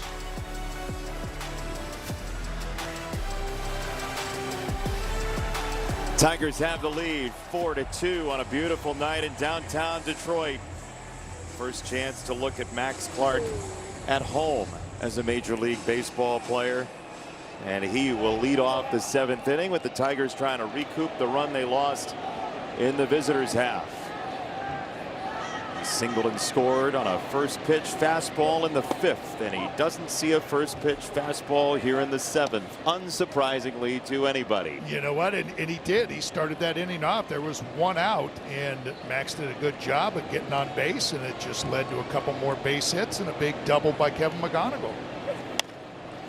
Ground ball hugging the line at first. That's a fair baseball, and the scoop on to the covering Bybee for out number 1. We get a Bet365 odds update. It is of Javi Baez, who 2 pitches after the Clark single had his first hit of the night, and he will go for his second.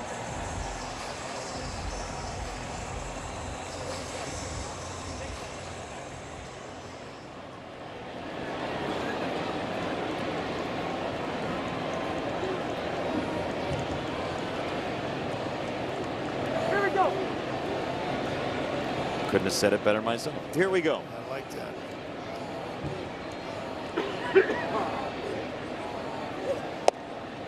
Could have done without the cough thereafter, but you know, you take what you get. And Sean Barber's had a nice game tonight too. It's only been a couple of challenges, but overall he's had a nice game behind the plate.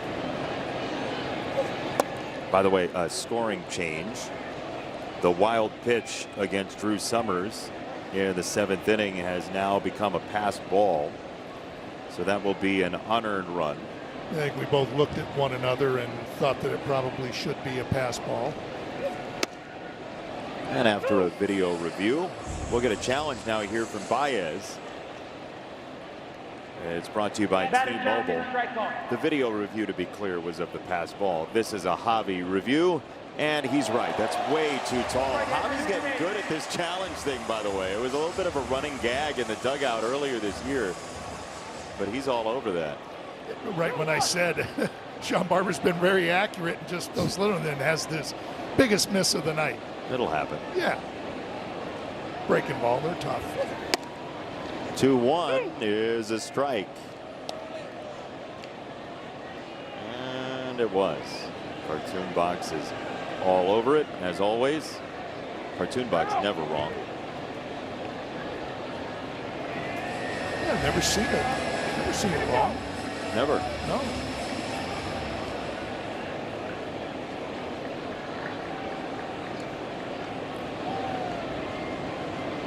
Two 2-2. That was a wild. That whole thing was wild. It's a cutter fading away from him. He goes all Dorothy Gale and goes full tornado on the swing. That's what makes Javi just so fun to watch. I mean, look at that. Yeah, he did. He broke the bat, the cup on the top. You see that little shard of wood come flying off of it. Kind of a hanging breaking ball, but far enough away that he missed the barrel on it. Still 2-2. He will dissuade you from throwing it out there. I'll tell you that much. He's got the sweeper. Just start it a little further outside. See what happens. 2-2 set up in, and it's way in. 3-2.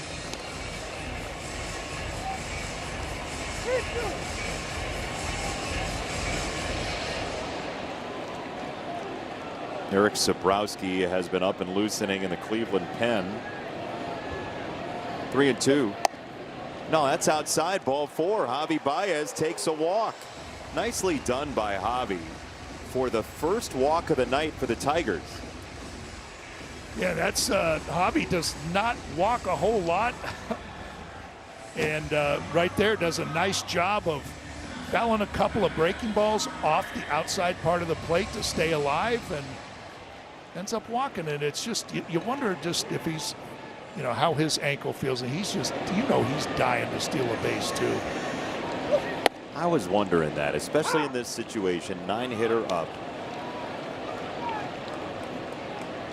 Batter challenging the strike ball. And a challenge by Zach McKinstry. ABS challenge powered by T-Mobile. That's high.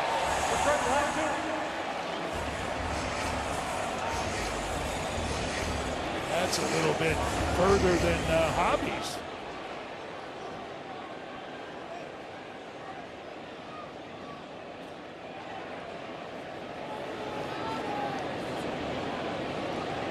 One-0. That's ball 2. Bybee might be hitting the wall here. Yeah, that was Javi's 4th walk of 2026. Now Festa's up in the Cleveland bullpen, so they've bypassed the spot evidently where they'd want the lefties. So Festa, the righty, is getting loose. You do have McGonigal next.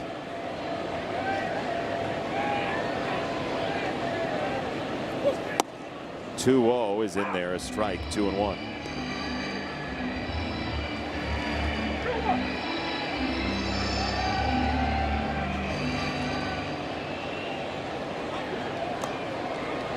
Go to first on Baez.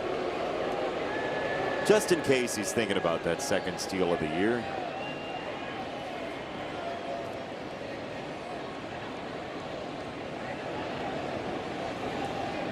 Two and one. Yeah, it's outside again. He has missed arm side a handful of times here in the 7th. Bybee has. Yeah, and you might be right too. Just had a lot of stressful innings. Had to pitch out of a couple of jams. Could be starting to show some wear. Upstairs, ball 4, 2 on, 1 out. McGonigal to the plate, and Stephen Vogt is up the staircase, and Stephen Vogt is on his way out to the mound. He's made the call. Festa's on the way in. 4-2 Tigers trying to pile on in the 7th when we come back. Interest financing, Wallside. Here's what's going on around Major League Baseball. Do some scoreboard watching. The Blue Jays and Red Sox are tied in the 5th. The Orioles leading the Twins. That would help the Tigers possibly gain a game on the team they're tied with in 2nd place. White Sox keep adding on. They're up 3-0 on Cincinnati. And don't fall asleep on the Rangers here. They play the Angels and Ath quite a bit down the stretch. 2 series against each of those teams that are in the bottom of the American League. Kevin McGonigal up to the plate. Johnny Kane is downstairs with 2 on, 1 out. Johnny? Yeah, don't sleep on McGonigal and the Tigers either. He said this before the game, I feel like after the trades we made, less eyes were on us. I feel like people might have been giving up on us, and that might be driving us a little bit. He said, I think that helps you drive and get better each and every day when you've got people not really believing in you. And somebody said, well, after this last road trip, I think people are starting to re-believe in you guys again. So you kind of got to keep switching that narrative. it's like every day it changes, right? I mean, that's what it feels like as Festa wheels to second base. He is the new pitcher. Festa out of the Cleveland bullpen, Matt Festa. But McGonigal is a large reason to still believe in the Tigers. Runners are off. Throw down to third from Bailey is dropped. Ramirez couldn't hang on. It clangs away. Here comes a run. It's 5-2. Oh, wobbly Cleveland defense. You don't see that every day. Boy, and there was Javi Baez. We're thinking he's going to get ready to go and steal second, but he's off and running to steal third, and this one is a good throw from Patrick Bailey, and Jose Ramirez just flat out drops that. And my estimation, that's got to be an error on Jose Ramirez because they're going to get Javier Baez at third base. Gotta be. That's a perfect throw, Dan. You're right. Yep. McGonigal bidding for center. It is 6-2. So the series of events is Kevin McGonigal gets knocked down. He doubles in two. He drives in another. It's 6-2 Tigers. Just like Johnny Kane was talking about, just don't disrespect us because we got a lot of really good players in this clubhouse still. And they're showing it tonight. Kevin McGonigal not leaving any of those RBIs out on the bases. Comes up with another RBI, his third of the night.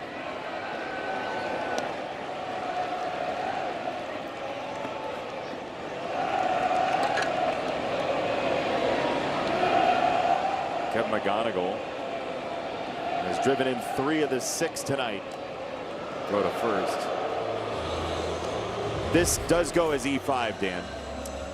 Yeah, I mean, that's right on the bag and right in the glove. It's just like he took his eye off the throw to get the tag down and just clipped the top of his glove.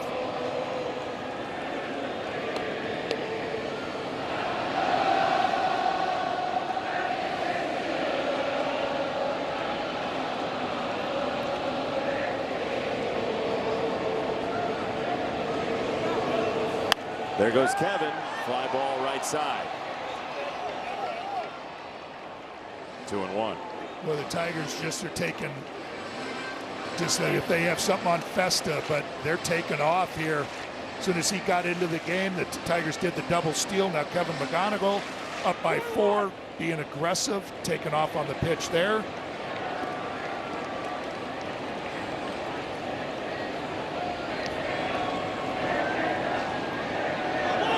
That's a balk. It is a balk. Absolutely it is. Yep, that's right. I mean, it didn't look like Festa stepped whatsoever.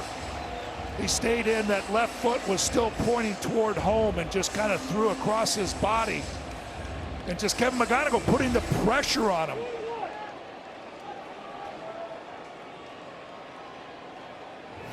Yep, just kept those feet just in the same spot. You got to make that open up to make that look like you're going to make that throw to first. Then Bailey just drops the pitch. Cleveland is shaky. Yeah, honoring our Tiger of the day. That's what pressure will do. You know, Tigers putting pressure on them, and can you make a play? And so far, just buckling under a little bit of that pressure. It is wild how this series has whipsawed over the past 3 years. What they did to the Tigers at the end of the regular season last year, and then what the Tigers did to Cleveland in the playoffs, and then what Cleveland has done to the Tigers until this moment. It's a shower that's 100 degrees and then 20 degrees. There's no comfortable temperature in the streakiness of this series. 3-2 to Glaber. McGonigal at second, and Torres strikes out swinging.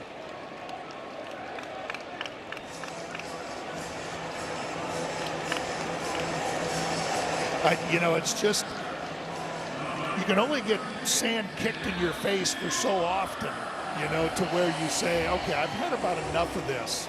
And I just really coming into this series, it just felt like the Tigers were, I'm tired of it. I mean, it's the first time scoring 6+ since that series in Cleveland when we left Cleveland and thought they're sunk last year. Cleveland looked like they were done. Then they went to Houston, played very well against the Astros, and turned it up from there and kept that belief. There's a pop-up first base. That is Hoskins straying into foul territory to make the catch. But the Tigers pick up 2 huge runs to try to help secure a series opening victory. 6 outs to get. Kevin McGonigal's been a big part of it, knocking in 3 tonight. Be all in and become a season ticket member today. 2027 memberships are available and include benefits like postseason priority access, exclusive member events, and more. Visit tigers.com/memberships. Look at that tangerine sky here in downtown Detroit, a pinkish hue. I say, where is that? It's behind us. It's behind us. The only place I don't have eyes is in the back of my head. Foul ball to open the 8th inning by Adele. That's why we have camera operators who are fantastic, the best in the business. And you see the defensive change. McKinstry comes in from right to play second. James Outman moves into the Gleyber Torres spot. A.J. Hinch has liked Outman as a defensive specialist late in games to help protect leads. Yeah, those couple of runs too gives Kyle Finnegan a little bit more breathing room and a chance to really have a good outing here. Got out of that 7th inning and put this 8th inning away.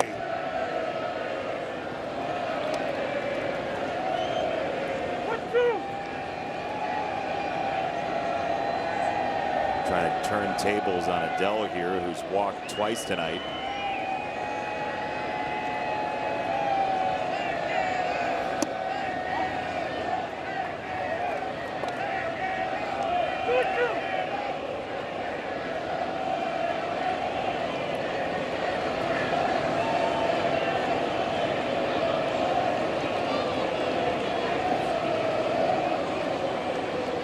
Two coming.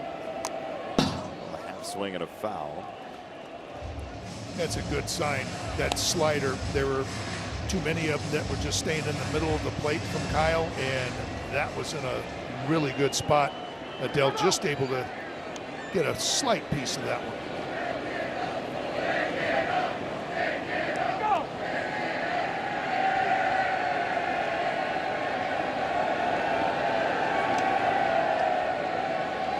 Two forthcoming.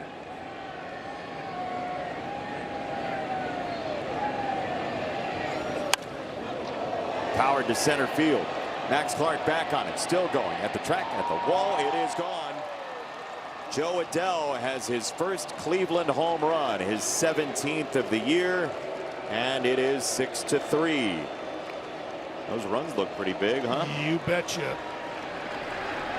That's why I think the Tigers were being aggressive too, trying to get them. But yep, just fell to 3-2 and got that fastball out over the plate, but it stayed up slightly. And Joe Adele is a strong man. It's that to one of the deepest parts of Comerica Park, and that's the only way Max Clark is not going to catch it is if it leaves the ballpark. That is very true. It would be a bonus for Cleveland if they could get Joe Adele like that against right-handed pitchers. He's had a very nice season against lefties, but some extra right-on-right would be a great sign for Cleveland. Not that that has to happen while they're here in Detroit. Here's Bazana. No, but I think that's exactly what they wanted to do, was try to get some thump into that lineup. You know, that was a lot of what was missing, and he offers that along with Nathaniel Lowe. And if you can get Jose Ramirez to start being like Jose Ramirez, that's the hope for the Guardians.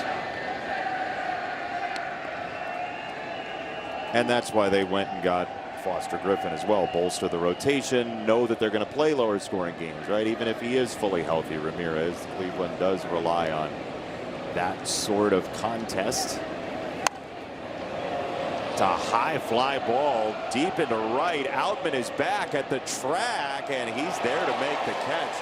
That was a wild ride. He had to torque his body to hit it in the air. And it is out number one as we get a message from Tiger Law. If you've been injured in a trucking accident, make Tiger Law your first call. Tiger Law. All we do is win. All we do is win. That pitch was not made to be driven that far. I mean, that's up and in and hard to get that barrel to it. And that one had you holding your breath a little bit. Watch this pitch location, Dan. Yeah. I mean, you got to open up to get the barrel up and in. And Kyle, I was watching Kyle as that ball came down, and he was pretty confident that it didn't quite have the distance, but man, that sure had me getting a little nervous there. Especially summer night, kind of a humid night, a little extra push. There's no really breeze to speak of, and Outman did get right back to that fence. That was going to be one of those ones where if it did have the distance, he was going to make every effort to get and haul that one back in. 2-0. 3 balls, no strikes. You don't want to give them hope here. StatCast tells us that would have been a home run in 9 ballparks. In your backyard. Would have been a home run in your backyard. 3-0. That's there, a strike. 3-1.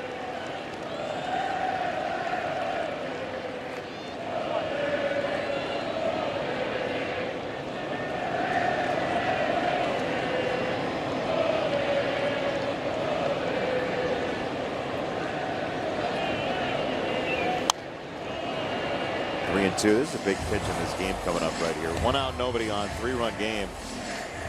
And Martinez is 1 for 3 trying to get on base.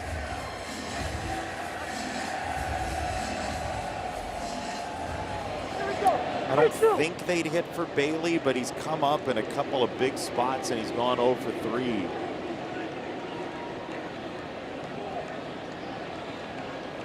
Three and 2 from Finnegan to Martinez. It's a ground ball to third. McGonigal on the charge. Got to hustle it over there, and he's on target and on time. Nice play. Boy, again, Kevin made a good play earlier in the ball game. This is just right off the end of the bat. He's got to charge this, and still all in one motion. Gets a lot on that throw, and how about how accurate that throw is. Making sure he starts that throw up the right field line so it tails back right into the chest of Spencer Torkelson. 2, says Tort. As we've learned, you cannot rely on anybody's video board for the number of outs. That's correct. We learned that last time. That was so wild. The outs changed mid-play. Yes, the ball was in the air. Yes. It was in the air and it changed. Yeah. That is wild. It was in Toronto last night with a 4th out play, essentially, that the umpires had to deal with. Yeah, it's 2 outs. We got it right here at Comerica Park. Batters challenging the strike call. We have a challenge of the strike call, not the number of outs. It's an ABS challenge powered by T-Mobile, and it's low. Cleveland will have 2 remaining. Sean Barber was cruising until you mentioned his name. I'm sorry, Sean. I'm sorry. Take a little off the top of the Barber there. Is what you did. I mean, yeah, there was a couple challenges that were just clipped, but now they've been kind of some bad misses. He was having a great night, and then he starts missing by like 5 inches. What are you? He's a good umpire too. It's just since the 6th inning. I never believed in announcer Jesus, but I'm rethinking my position tonight. But I think it's only analysts. Oh, wait till tomorrow. Okay, all right.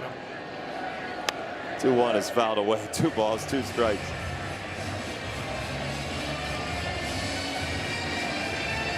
You'd figure it's Kenley Jansen in the 9th if it stays 6-3.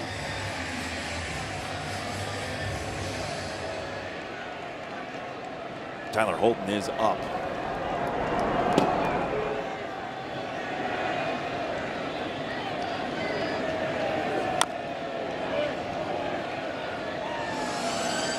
Holton probably for Quan and DeWater. Yep, and you know, they're going to have this lineup flip over too. So, you know, you'll have to go through the best hitters in that top of the ninth.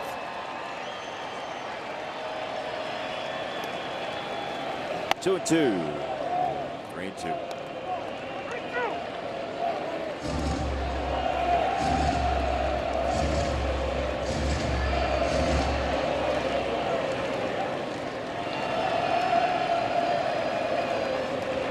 They'll walk him. 3-2. You're kind of asking for it with this lineup. And you know that he didn't want to go to Tyler Holton, who's been pitching a lot, but too big of a game. Runner on, 2 out. When we come back, Tyler Holton against a 9-hitter Rocchio. Discover. Tigers baseball on Detroit Sports Net is brought to you by Figer Law. All we do is win. By Menards, save big money at Menards on all your home improvement needs. And by North Bloomfield Properties. Let them manage your rental homes so you can enjoy your weekends again.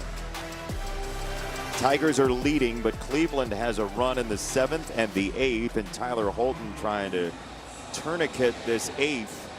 Bailey's at first. Adele has homered. 2 out in our wall-side windows. Pitching changes. Tyler Holton did. And Tyler Holton, I mean, he was perfect in his last 3 outings. Not a base runner, and ended up striking out the side in his last outing on Sunday. You mentioned it earlier. This is now 3 of 4 days that he's thrown, so his availability now for tomorrow is in question. But as you also said before the break, this win is too important for A.J. Hinch to tiptoe around. He comes in. Rocchio got a better average from the left side, more power from the left side, so flipping him over to his little bit weaker right side. Great changeup, 1 and 2. Well, that's back-to-back changeups from Tyler Holton, and he's got that thing wicked, along with a really good cutter. 1-2. On the ground, shortstop. Baez deep in the hole, rolls it to second. Yes, sir. Oh, what a play. Man, what awareness by Javi Baez to sling it over to second base. And just the basic, I mean, the baseball instincts from Javi, knowing that that's going to be a tough out, getting him at first, but knows that he can, where he is, he can throw that ball over to second base. He knows Zach McKinstry will be there, just gets Bailey.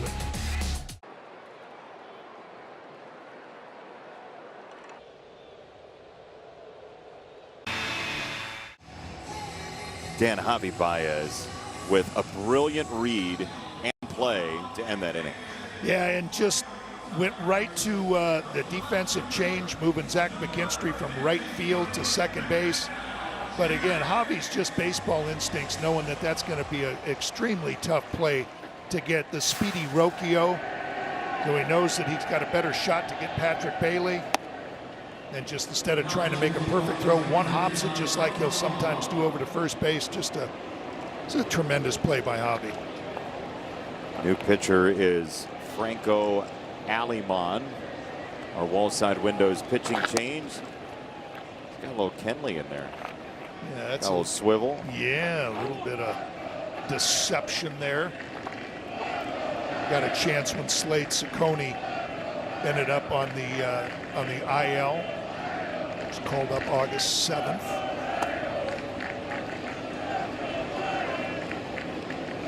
Two and 1 to Malgiri. Alimon is a Cuban-born right-hander who went to high school down in Tampa and then bounced around a couple of colleges in the Sunshine State. But there's a little Jose Contreras in there too, you know, just a little hip swivel and then see what happens. Yeah, got a good fastball. Averages over 96 miles an hour, and that low release point.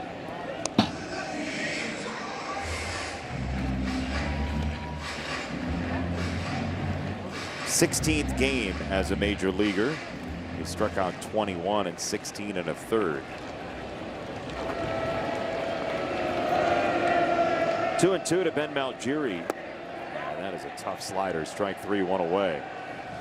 Malgiri, by the way, in the game because Riley Green is being evaluated for hamstring discomfort after being hit by a pitch.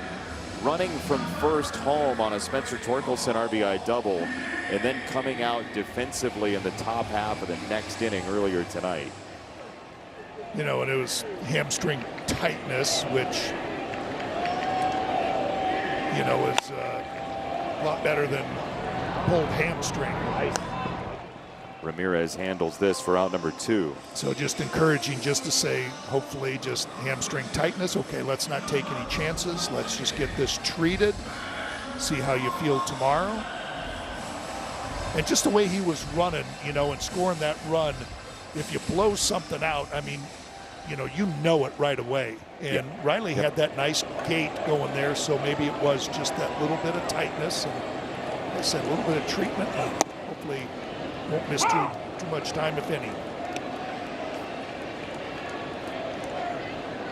Tigers need that bat with his 42 extra base hits this year. 16 homers, 25 doubles. 1-1 on Torque, who got the scoring started tonight with that RBI double we were talking about in the second.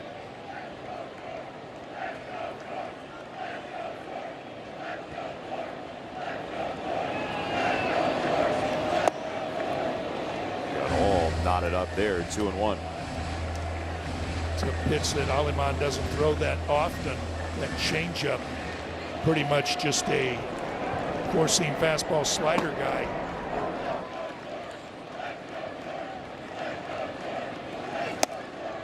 Ty Madden, you'd figure, is up if it's not a 3-run game. Right. Kenley Jansen for a save situation, as it is right now. 3-1 to Torque.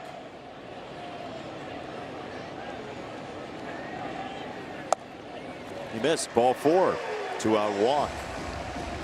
You know, and that shot there too is you saw Ty Madden just kind of throwing maybe at 50%, and Juan Nieves just standing over his shoulder, just kind of, all right, take it easy, just kind of get loose here. If there's a big blast or something, or the inning starts to get away from Cleveland, then he'll start heating up a little bit. Tigers have already used 4 relievers tonight, going on a 5th. Good news is it's an off and off day yesterday. Max Clark, fly ball to left field. This has some carry, but not enough. Martinez makes the catch to retire the side. 3 outs to get for the Tigers, looking for their first win against Cleveland this year. Kenley's coming. Included. Logan Reaver and Andy Dirks getting you set for Tigers postgame. And wouldn't you know, this game was defined by a redemption story, wasn't it? Oh, you gotta believe it. There was the drama, the Bybee McGonigal drama, defensive plays galore, the turning of the tide in a season. We saw it all today. It's an instant classic. Let's break it down a little bit later. Kinley get 3. Let's roll. I got nothing else to add. It's pretty good, Jason. Yeah, Dirks had his monster, I think. That's all we learned there. I love that he's fired up. We're all fired up. Tigers are playing much better baseball since June the 1st. Kenley Jansen is a part of it. Our wall side windows pitching change. He will face the top of the order, Stephen Kwan, for his pitch. That is there at strike 1. Kenley got the win on Sunday, pitched the 9th inning in a tie ball game, and he too, like Tyler Holt, faced 3 hitters and struck out all of them, struck out the side.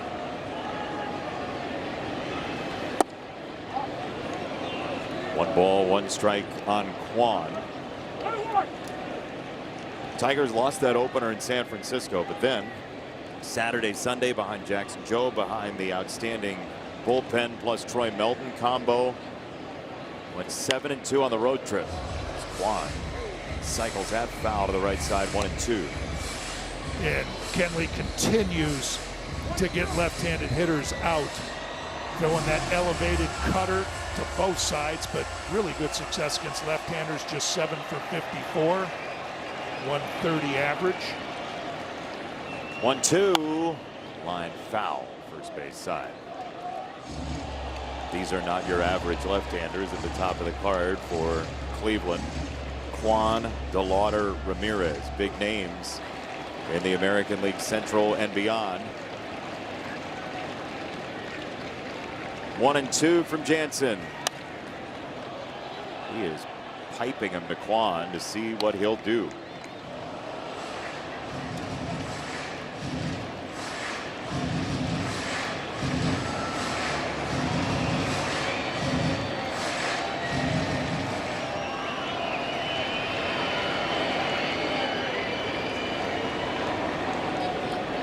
One and two again, a little hesitation. And I wonder what the percentage of strikes for Kenley Jansen is after the hesitation this year.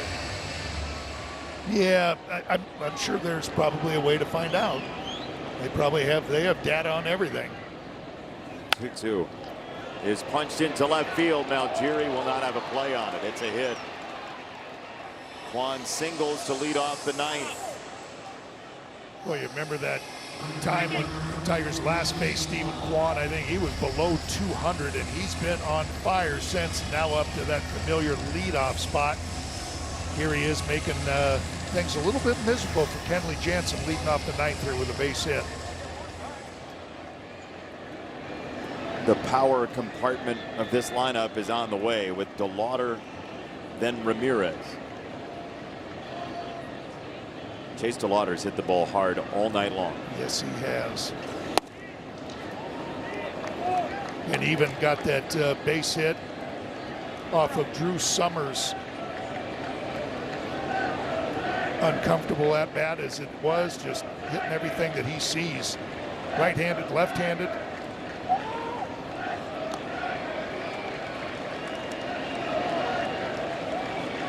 That wasn't Kenley's A move. You know, I just think he's not ready to make that pitch, and he just wants a little extra time before he makes this next pitch. Is why he throws over there. And just make sure he doesn't balk doing it. I totally get it.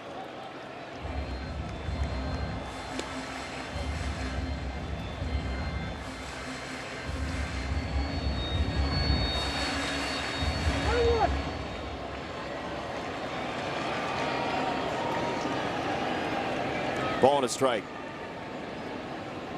Kwan at first. And a foul ball left side. 1-2 on DeLauder.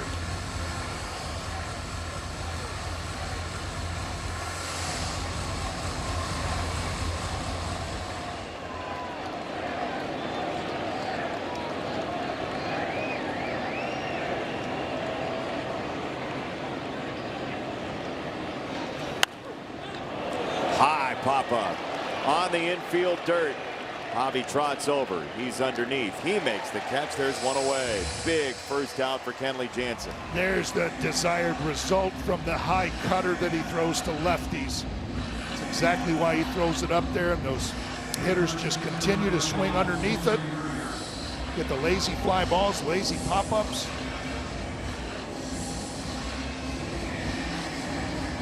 Dylan Dingler will go out and have a conversation with Kenley Jansen.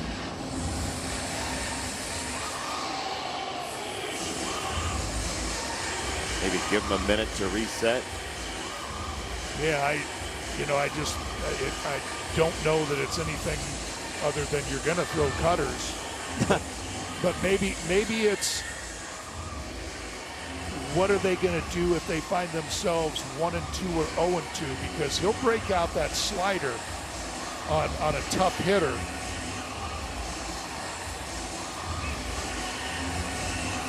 Just maybe going through just the pitch sequencing, just, you know, step by step until maybe get ahead to try to throw something different.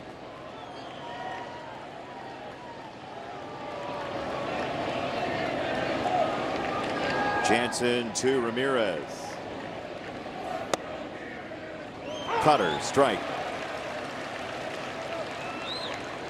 Just shocked by the pitch selection. I am not. I am not. Kwan at first, one down, 0-1.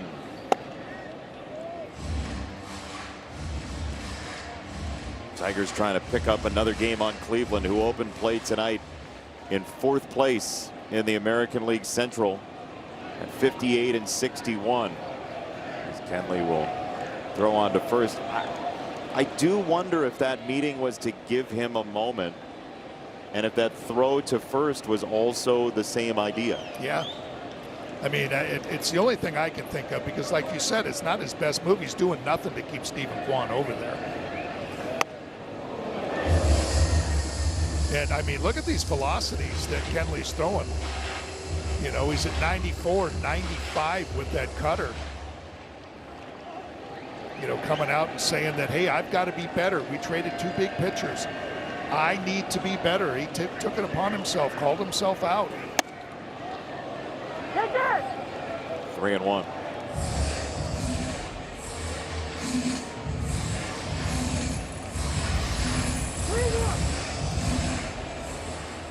Here's the problem. If you walk Ramirez, the tying runs at the plate, and Rhys Hoskins. The good news is Nathaniel Lowe, who homered off of Kenley Jansen in Cincinnati, is out of the game. And that was on a sinker. That was in that that run where he gave up 3 home runs to lefties on sinkers. It looks as though it won't be Hoskins if it does get there. Angel Henao, the rookie, who we have not seen yet, but is a highly thought of prospect for Cleveland, is on deck. And he's off to that really good start.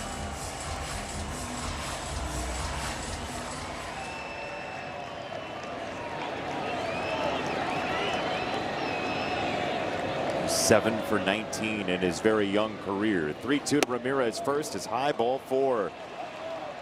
Man, oh man, the Tigers flying pretty close to the sun with Cleveland here late in this game. Now does have 1 home run in his 19 at-bats. That is his only extra base hit. It was a home run against Jordan Hicks, who's having a whale of a second half for the White Sox. It was 3 days ago. And now here comes another meeting at the mound with Kenley Jansen. Chris Fetter is out of the dugout. Now this one you can kind of come up with just to kind of go over how they're going to go after him. You know, and it's still, you're going to throw cutters, but do you want to throw cutters in? Do you want to throw cutters away? But also just to give him a chance to reset, catch his breath.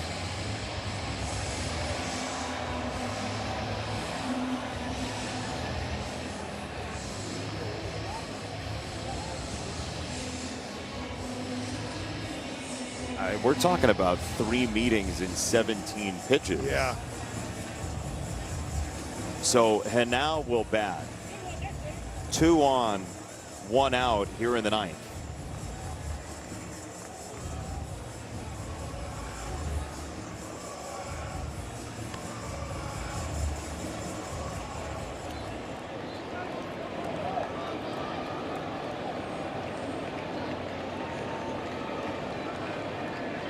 First one, and now fouls it away. First pitch, cutter at 93, 0-1. I think that's right where you want to stay with that cutter, right at that top edge of the strike zone. We see it so often. The hitter's just right underneath it.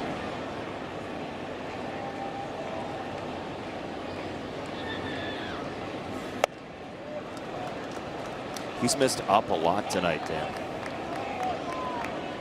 Yeah, and again, if that's the design by trying to throw that, I mean, and that's what they were maybe talking about with Jose Ramirez. Make sure you throw that cutter inside, because every one of them was inside to Jose Ramirez. Oh boy, a high cutter. Henao couldn't hang on. 1-2. And just see, let's follow that bat if it goes right underneath it, right underneath that high cutter. 1-2. This is Kenley's game right now. There are 3 pitchers remaining in the Tigers bullpen. Ty Madden, you would imagine, would be next if need be, because he was loosening already.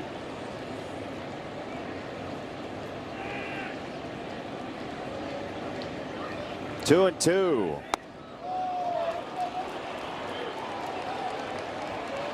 Boy, this is where you don't want to be too fine. You got Joe Adell, who's already homered, has good power, and also Bazzana lurking also.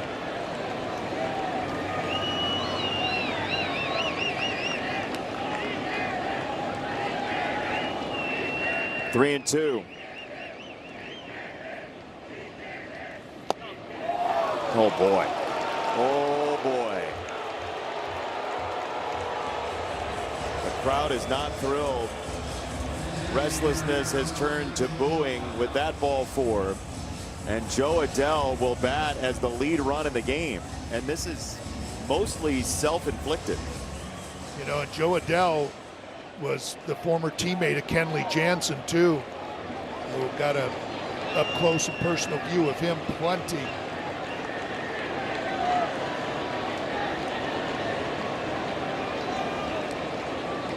That's what he's done so far. First one. High fly ball into right field. Outman is there. He makes the catch. Runners tag. One run is in. Ramirez to third. It is 6-4, but that could have been worse. Well, that's just Joe Adell. He was hunting that first pitch cutter and just got it away just enough to keep it off that barrel of the bat, get underneath it just to lift that lazy fly ball into right, but not out of the woods yet. Travis Bazzana, who has 7 hits against the Tigers this year, will watch a throw to first. Kenley taking a moment to himself, but this time you do have to pay attention to Henao, because if he steals second, then a base hit ties the game possibly. Yes. He's going to go. It's a ball, and he steals second base. So now a single by Bazzana, who's a good bat wielder, could tie this thing. And that's it with Kenley. Just does not pay a lot of attention to the runners, and just a perfect opportunity for the Guardians to take that extra 90 feet and get themselves with a tying run on second base.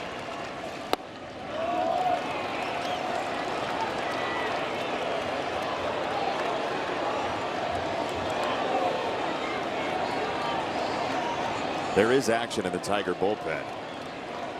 And it is once again Ty Madden. It might be Madden's game if Bazzana walks here. And we are 1 ball away from that, 3-0.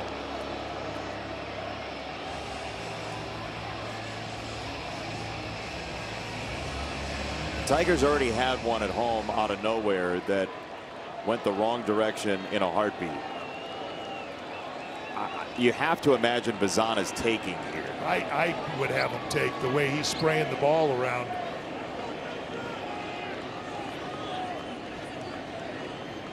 Three and 0.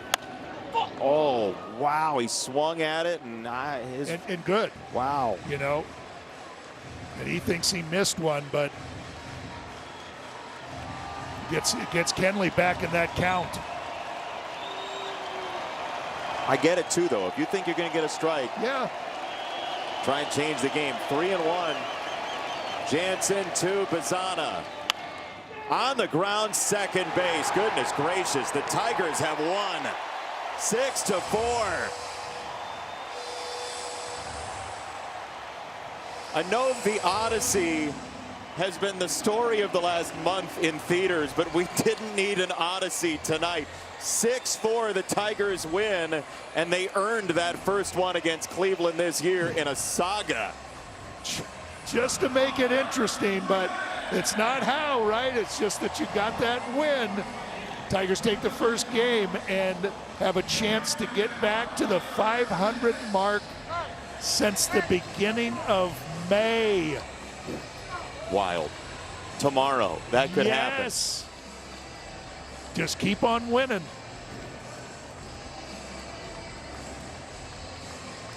Tigers pick up another game on Cleveland. A game and a half clear of the Guardians. Second place all alone for now. Minnesota is trailing against the Baltimore Orioles 5-2 after 6 tonight. The White Sox are leading 4-1 against Cincinnati.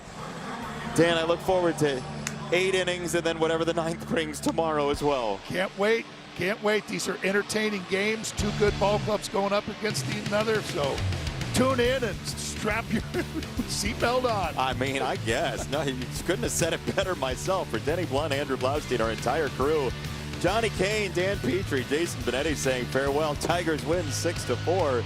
Phew. Johnny and Andy have revamped their postgame 7.